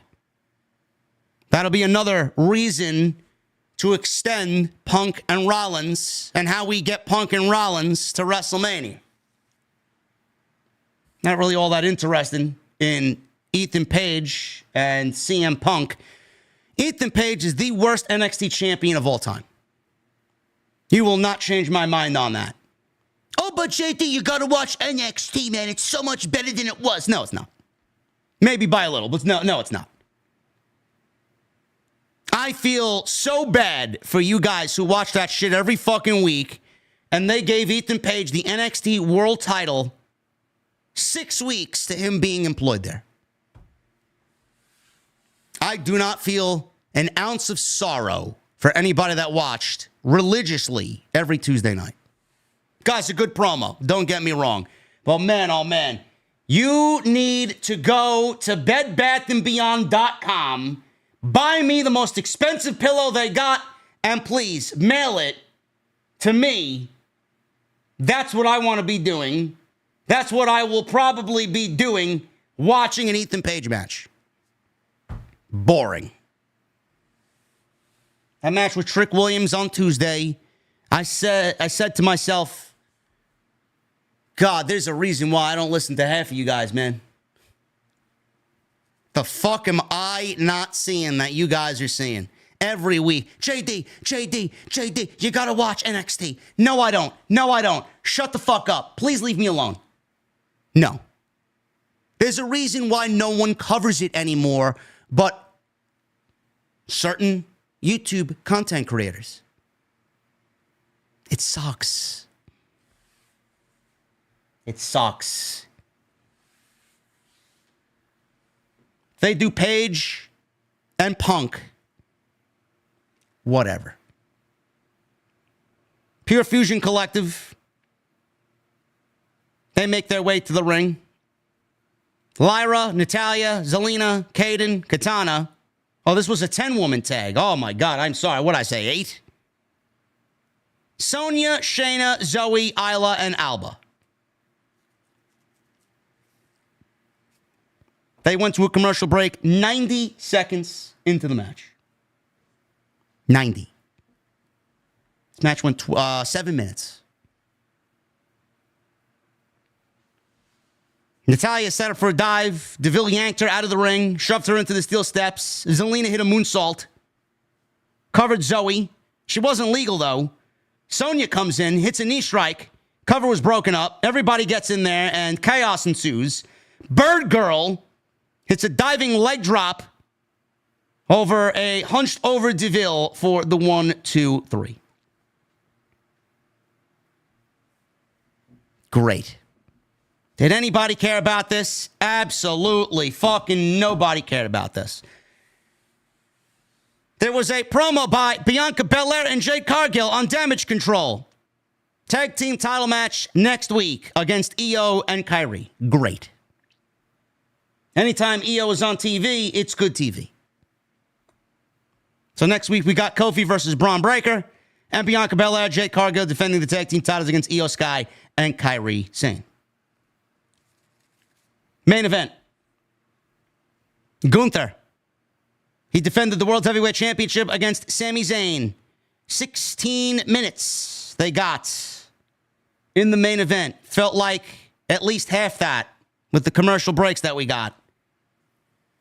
They went to break, you guessed it, 90 seconds into the match. We got 2 commercial breaks to follow that. You know, there was a growing worry online today.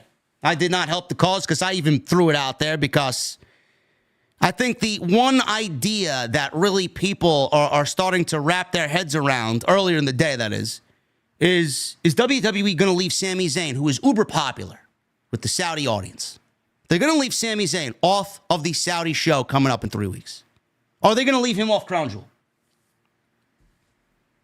I don't know who he would wrestle if he lost this match, which, if you watch the show, you know Sami failed at capturing the World Heavyweight title.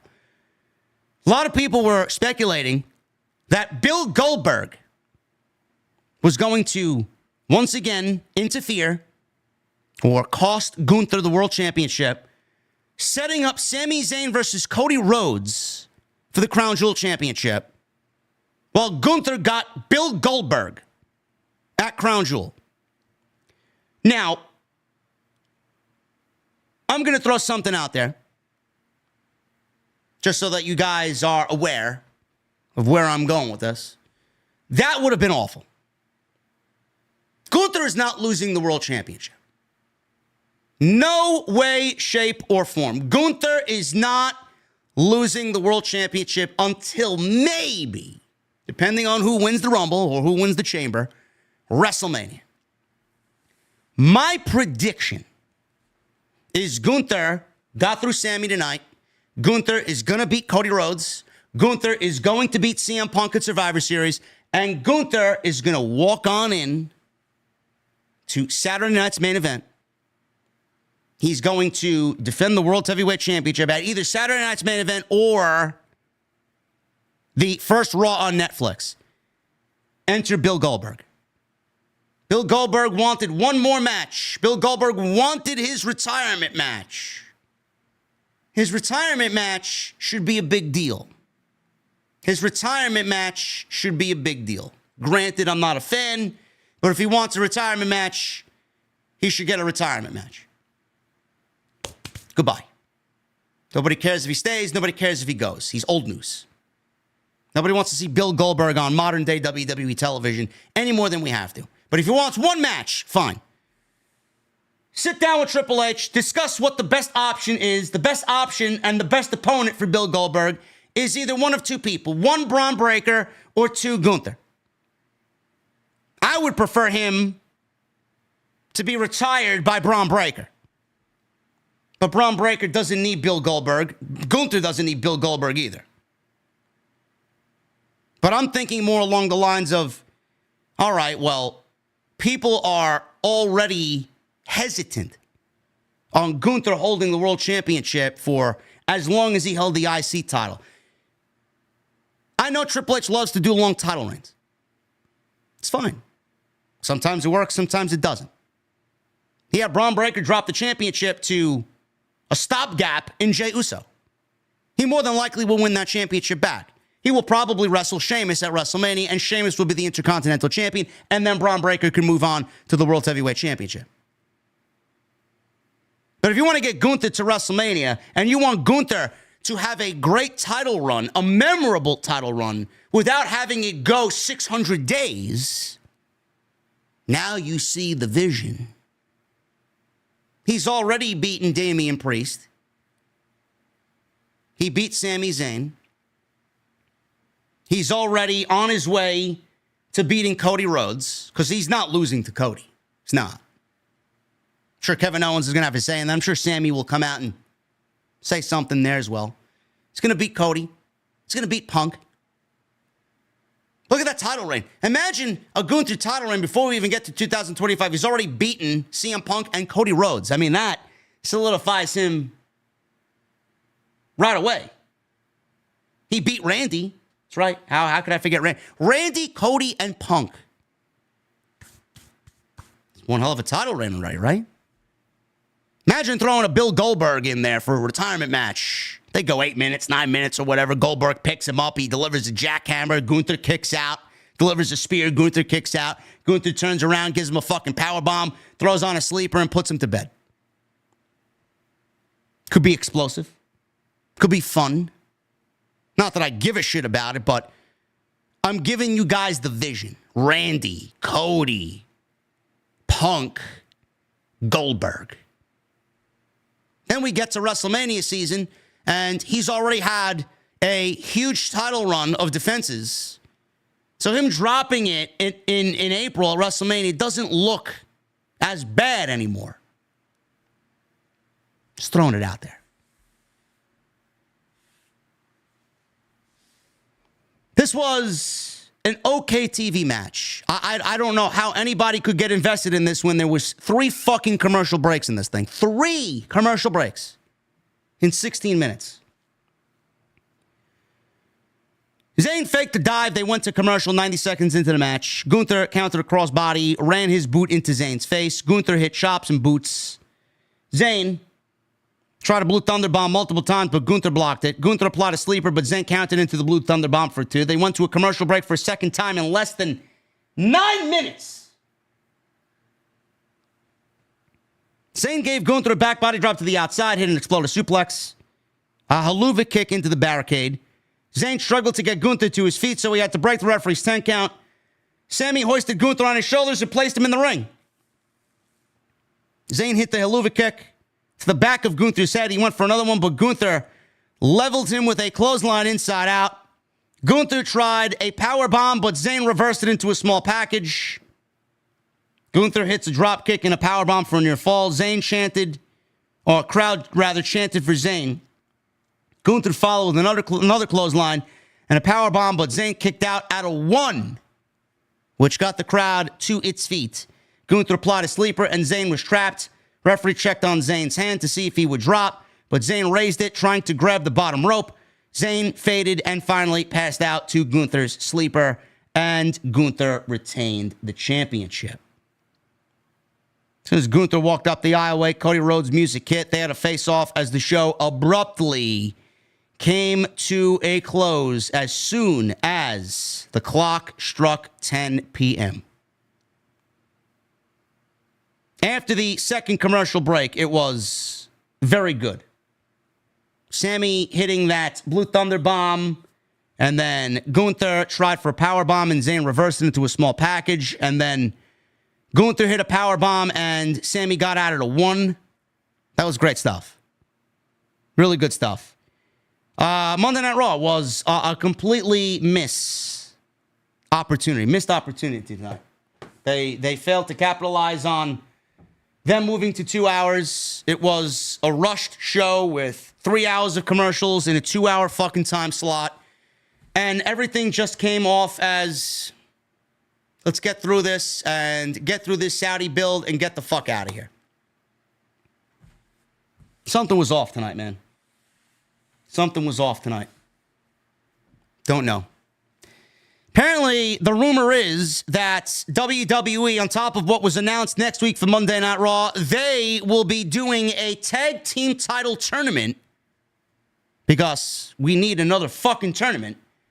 Tag team title tournament to crown number 1 contenders for the tag team titles. I wonder if Sami Zayn and Jey Uso enter that tournament.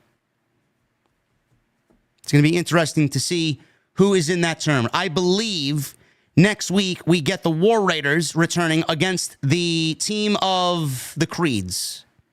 It's going to be American Made versus the War Raiders. That's what I'm hearing.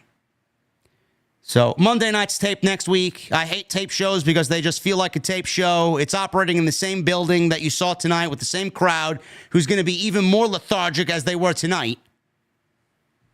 So next week, hopefully, is a little bit better being taped than tonight was being live. But that concludes your Monday Night Raw post, man. Thank you very much for being here an hour earlier.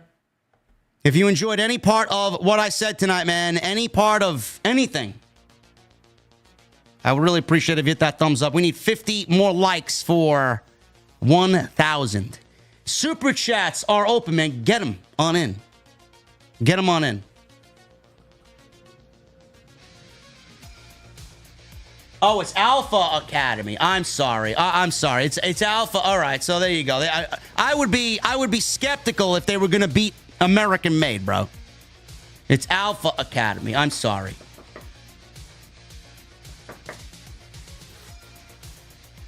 The War Raiders got their old NXT Dean back. Oh my goodness. What are we doing here, bro? That's what I like to hear. Holy shit. So I apologize, guys. It's not American Made next week against the War Raiders, the returning War Raiders. They got their names back. They're not Hanson and Rowe. They're still Eric and Ivar, but the War Raiders' name is back. They got their old NXT theme back, and they will be wrestling Tozawa and Otis. Not the Creeds, which is a good creative move. You know what's good? my sponsor for tonight's show, man. You want to know what I do when I wake up every morning? I sit in this chair. I pop open one of these green little bottles. Can you see it? Focused? Magic Mind. There you go. Magic Mind. Shake it up.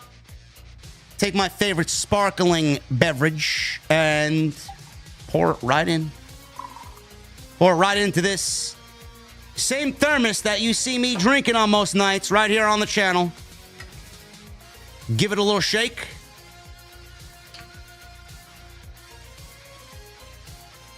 And that's it. That's all she wrote.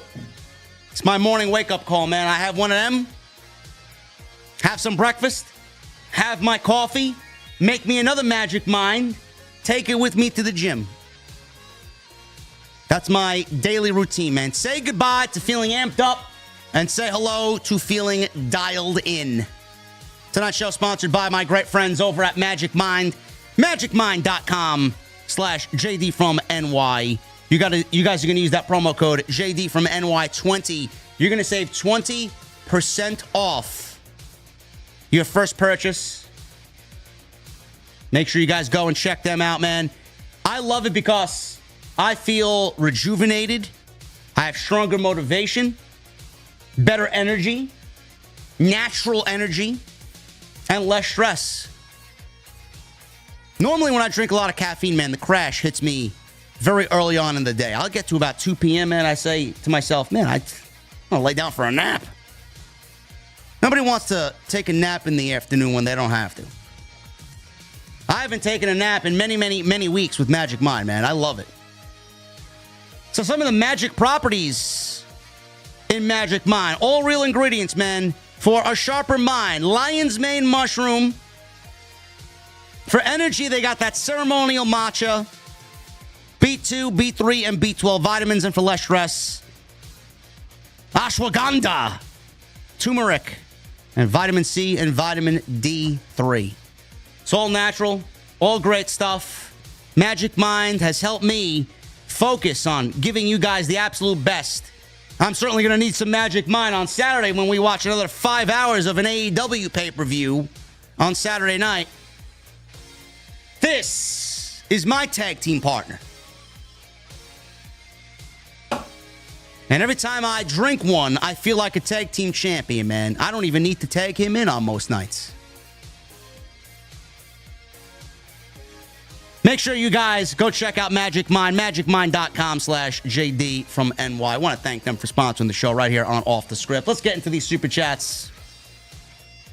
First of all, I did have a poll up. 2,600 votes. That basically goes to show you that all the people watching the stream tonight voted in the poll, man. Thank you.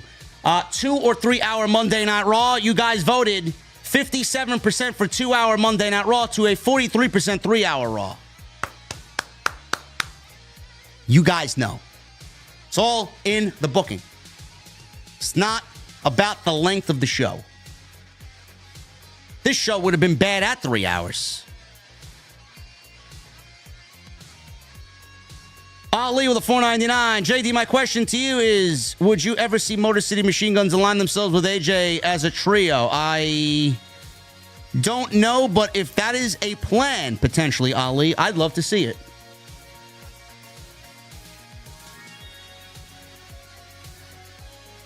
Michelle Moran with a $2 super chat. KO beats his ass and Cody is all smiles. Geek. Well, what is he going to do, man? Cody is a champion. He's got to put on a straight face. Vinny with a $1.99. Starting to think 2 hour Raws, not the move.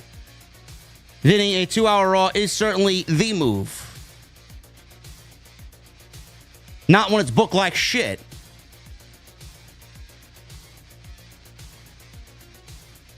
Michelle with a $2 super chat. Punk and Drew may be off TV until after Crown Jewel. Good.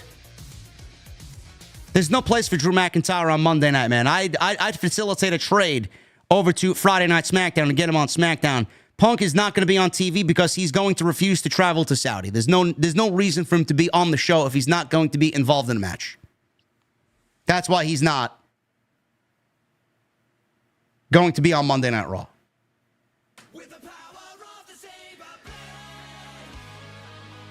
James with a 33 months. What's up, brother? Hands down, one of the worst Raws after a pay-per-view, and there was absolutely no reason for the ladies' match. Keep her moving, JD. Number one in the YW fucking C. Thank you, brother. Wrestle Dreams card looks pathetic. Yeah, you'll have all people saying, oh, well, Darby is wrestling Brody King. Cool. Who gives a fuck? Apex Calibre with a 199. Jimmy gets Sammy's help to get Jey back in the bloodline. We'll see. We'll see. I don't know. Dreco, 2-time with a 26 months. Holy shit. Holy shit. Man, Netflix can't get here soon enough. Yeah, I'm excited about that show, bro. I'm excited about that show. A Watson with 28 months. Punk versus Seth feud gonna be a banger. Let's fucking go. Cheers, JD. Thank you, A Watson. Robert Hurt with 43 months. JD, NXT question. Honestly, what was the point of bringing in Julia if we're not crowning her champion? Robert, patience, brother. They used Julia's championship match as a way to reintroduce Cora Jade to the audience, which is going to reintroduce Stephanie Vaquer to a pro wrestling show and debut her on WWE, where it will be Julia and Stephanie against Cora and Roxanne. And then they'll do Roxanne and Julia. And then they'll do Julia and Stephanie. Patience, brother. Coffee DNA with a $1 super chat. Not enough for my coffee, as Starbucks is just getting more and more expensive, Coffee DNA, but thank you for the $1. Dreco 2 times with a $5 super chat. I remember when TNA used to be 1 hour. I remember when NXT Black and Gold used to be 1 hour. I never heard people complain about the show being 1 hour. Everybody always asked, oh, TakeOver should be 7 matches or 8 matches. No. Earn it. And stop trying to disrupt the cook who's in the kitchen. Cake with a $2 super chat. 3 hours. Good riddance. Francis NYC videos with a $4.99. No message. Thank you, Francis. The Gun Show with a $4.99. 44 years old, wrestling fan for 40 years. I prefer shows being longer, including a 12-match pay-per-view. More wrestling, the better. I disagree, Gun Show. No pay-per-view should ever be 12 matches. Ever. 7 is the maximum.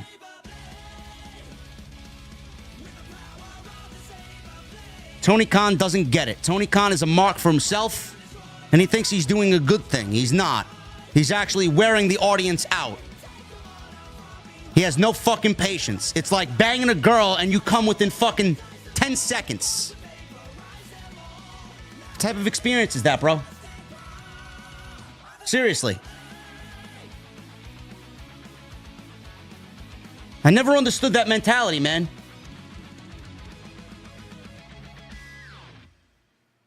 People need to learn to be patient. Seriously.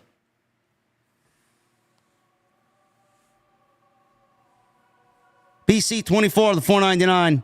Just wondering, how do you talk off the cusp for 3 hours multiple times a week? Was this always natural for you, or did it come with practice?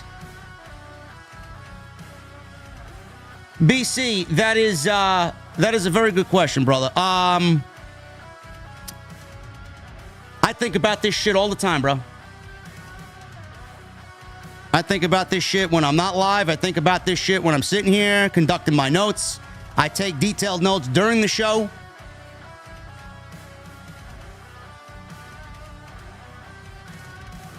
The thing is, when I sit here in front of you guys, I'm more talkative than I am away from YouTube. I don't really converse with people.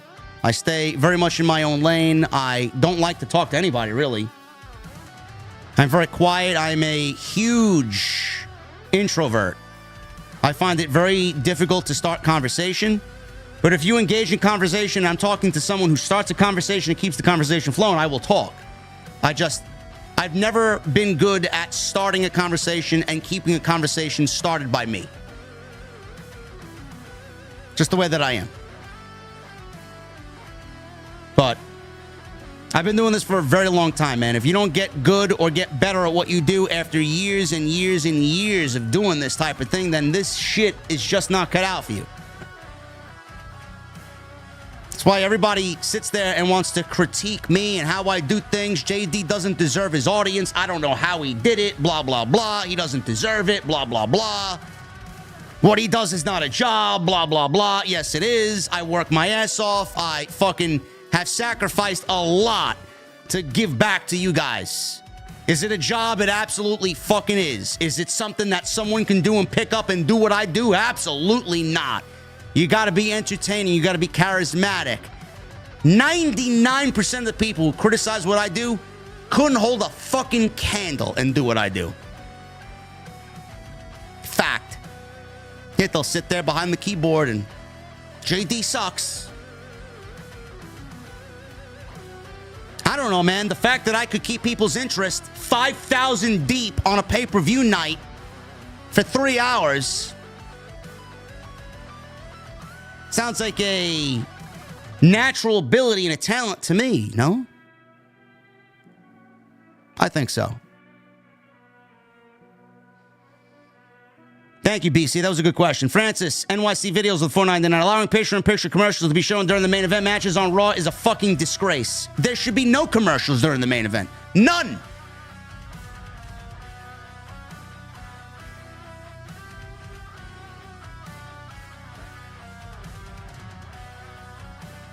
Cake with a $2 super chat. Tonight screamed to me that they are over USA Network. How could they be over USA Network, Cake, when SmackDown airs on USA Network on Friday and they'll be there for the next 5 years? This is not the first I heard of this tonight. I don't know what you mean by that. SmackDown airs on Friday on the USA Network. The USA is a WWE partner. USA is doing WWE a favor, not the other way around.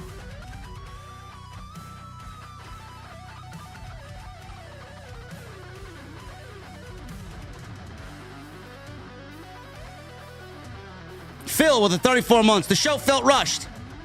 I get that not everything has to be built on one show, but Raw just felt meh. It made me miss the 3-hour show. Is that wrong of me? No.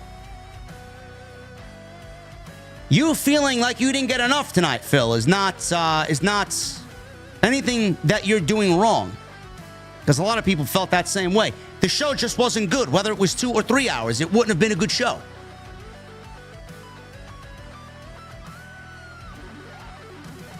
Tribal Chief with a $2 super chat. Raw felt like Vince was backstage, pal. OTS for life. But thankfully, he's not, Tribal Chief. Best in the world, Matt. $2 super chat. What's up, brother? Punk versus Seth is going to be one for the ages. If both of them can be healthy, sure. Triple M.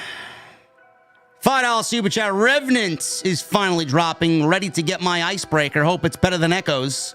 Praying Milton doesn't hit us like Helene did. Stay safe, family.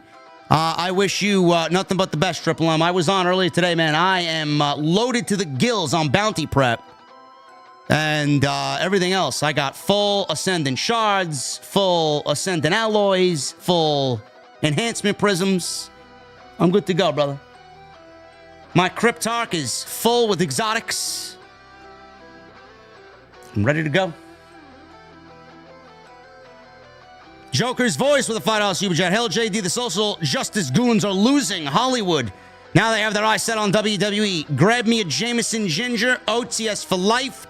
Simply the best. Thank you, Joker. Jameson and Ginger sounds pretty fucking good right now. Salvatore Soria with the $2 super chat. Don't forget Ava, the first black women's GM. Wow, man. It just continues to get more dumb and dumb for these people. $20 super chat by the Pacifist. JD, the reason that you can't understand why these people are complaining about representation is because you are coming from a place of reason. Just accept that these aren't reasonable people. They love bitching and moaning. Facts, Pacifist.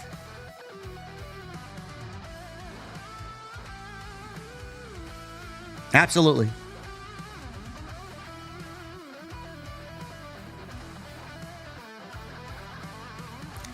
Shay Too Serious, 22 months. Thank you, Thomas, 14 months. Wokeness, DEI, and the snowflake agenda needs to be discarded into the trash can. Keep up the good work. Things will get better with Raw and Netflix. Thank you, Thomas. Captain Solo with a $5 super chat. Who's making it back to WWE first? Ambrose, Daniel Bryan, or Chris Jericho? Chris Jericho when he goes into the Hall of Fame.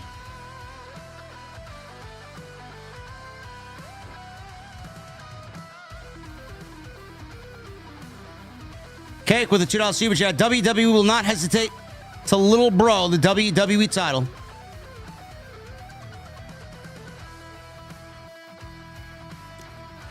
Francis Lou with a $5 super chat. No, the roster does not need 3 hours. 2 hours is perfect. You get 5 or 6 matches regardless. If it is 2 or 3 hours, you would get a whole hour of filler. I would rather 3 or 4 on any given week. Solid pro wrestling matches with backstage segments and interviews thrown in there instead of an extra hour full of absolutely nothing. Captain Solo, 39 months. I never asked you, but what do you think of Nick Nemeth as the TNA World Champion? And do you see him ever coming back home to WWE? When he goes into the Hall of Fame, yes. And what do I think of him as TNA World Champion? Nick Nemeth is one of the best pro wrestlers on the planet. He's incredible. He's injured right now, I think, and he may be dropping that title to Joe Hendry, which is also deserved. But him being a world champion should have happened years ago. Even at this stage of his career, he's fucking great. He's a great promo. He's a great seller. Everybody he's in the ring with, he makes better. I mean, he's so underrated and so undervalued. It's fucking ridiculous.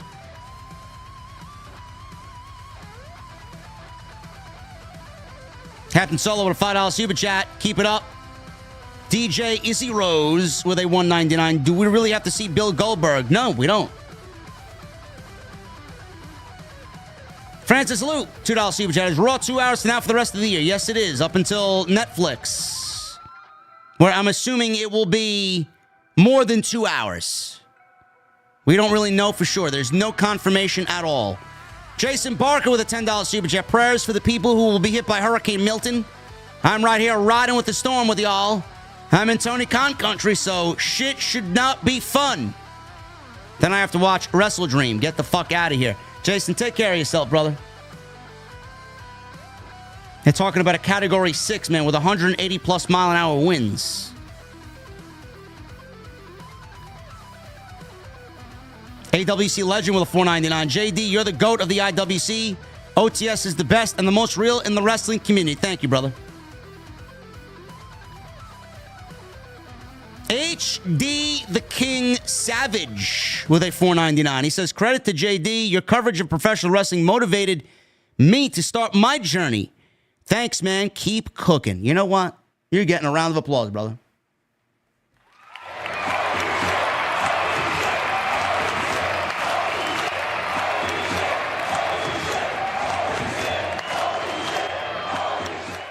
Prince Petey with a $2 super chat. Prayer emojis for the Southeast, especially Florida. Thank you, Prince Petey. Thomas with a $2 super chat. Earn it. Well said, JD. OTS for life. Abso-fucking-lutely, man. Absolutely.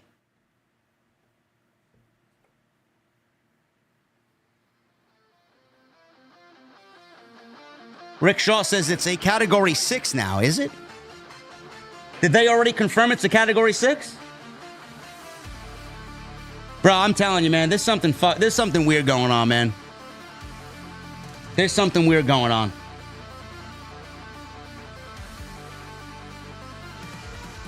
You know, all the people that are claiming that something is going on as far as the weatherman, that they're manipulating the weatherman, I wouldn't be fucking surprised. I really wouldn't be surprised. I just find it very, very weird that these two storms back to back have hit the same area within a week and a half of each other, man. That is ridiculous.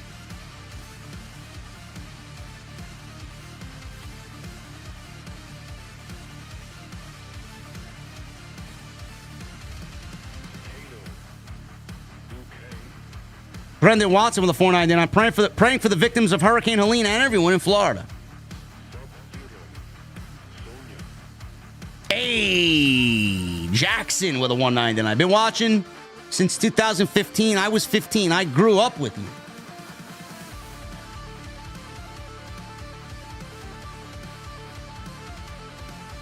Thank you, A. Jackson. Thank you for being here for this incredible journey, brother. Thomas with a 5. Curious, have you watched Heel's TV show? It's pretty good on Netflix now. No, I have not.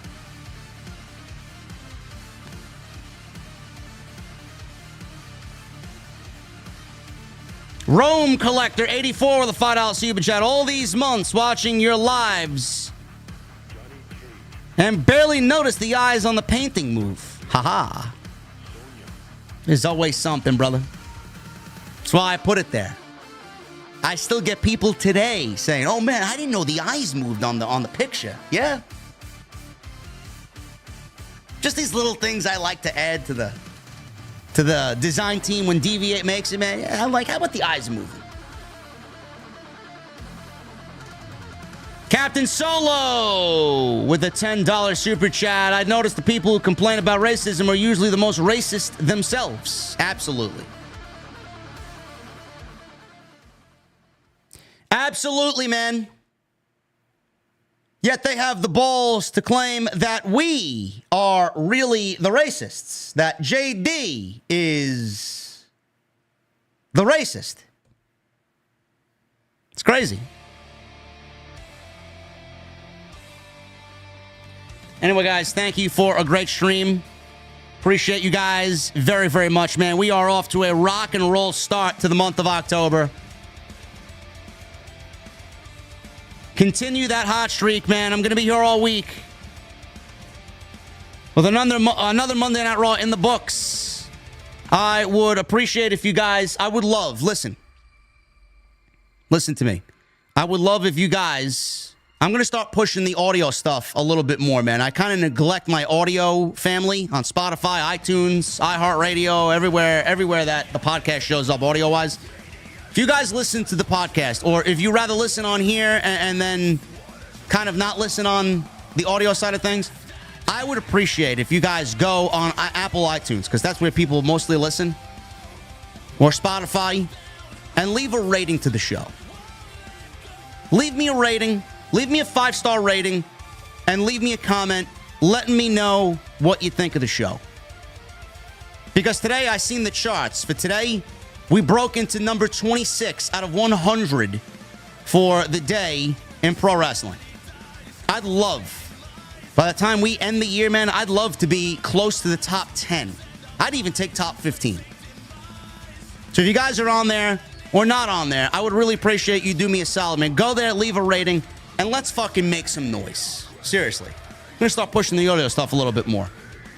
Billy Bomb! $20 super chat. Prayers to the people of North Carolina, Florida, Georgia. It's just sad that our own government aren't doing enough, but we're sending money all over the world, but not helping our people. OTS for life. You know what, Billy?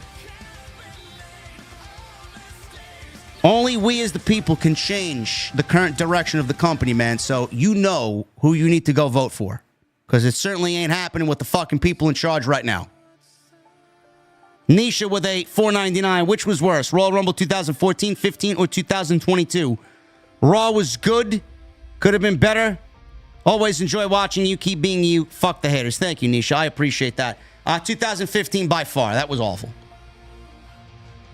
That was awful.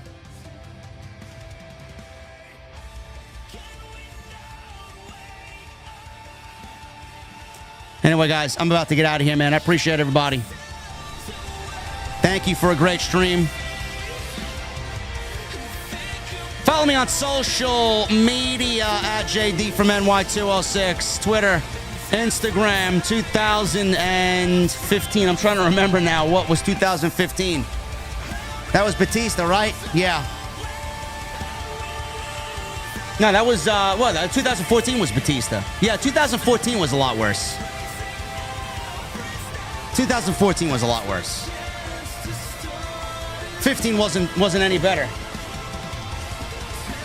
Anyway, guys, social media, like I said, JD from NY206, Twitter, Instagram, TikTok, and Cameo. Hit that subscribe button down below. Turn on the bell for notifications. Go check out all the other content on the channel. James Gender with the 9 months went on Spotify and gave us all the stars. Thank you for what you do for us, JD. Thank you, James. Go check out all the content. I'll be live with Jesse tomorrow night for Dynamite Title Tuesday. And then Wednesday, Solomonster and I return with a very special episode of Wednesday Night Titans. Right here on Off the Script. Until then, guys, I'll see you later.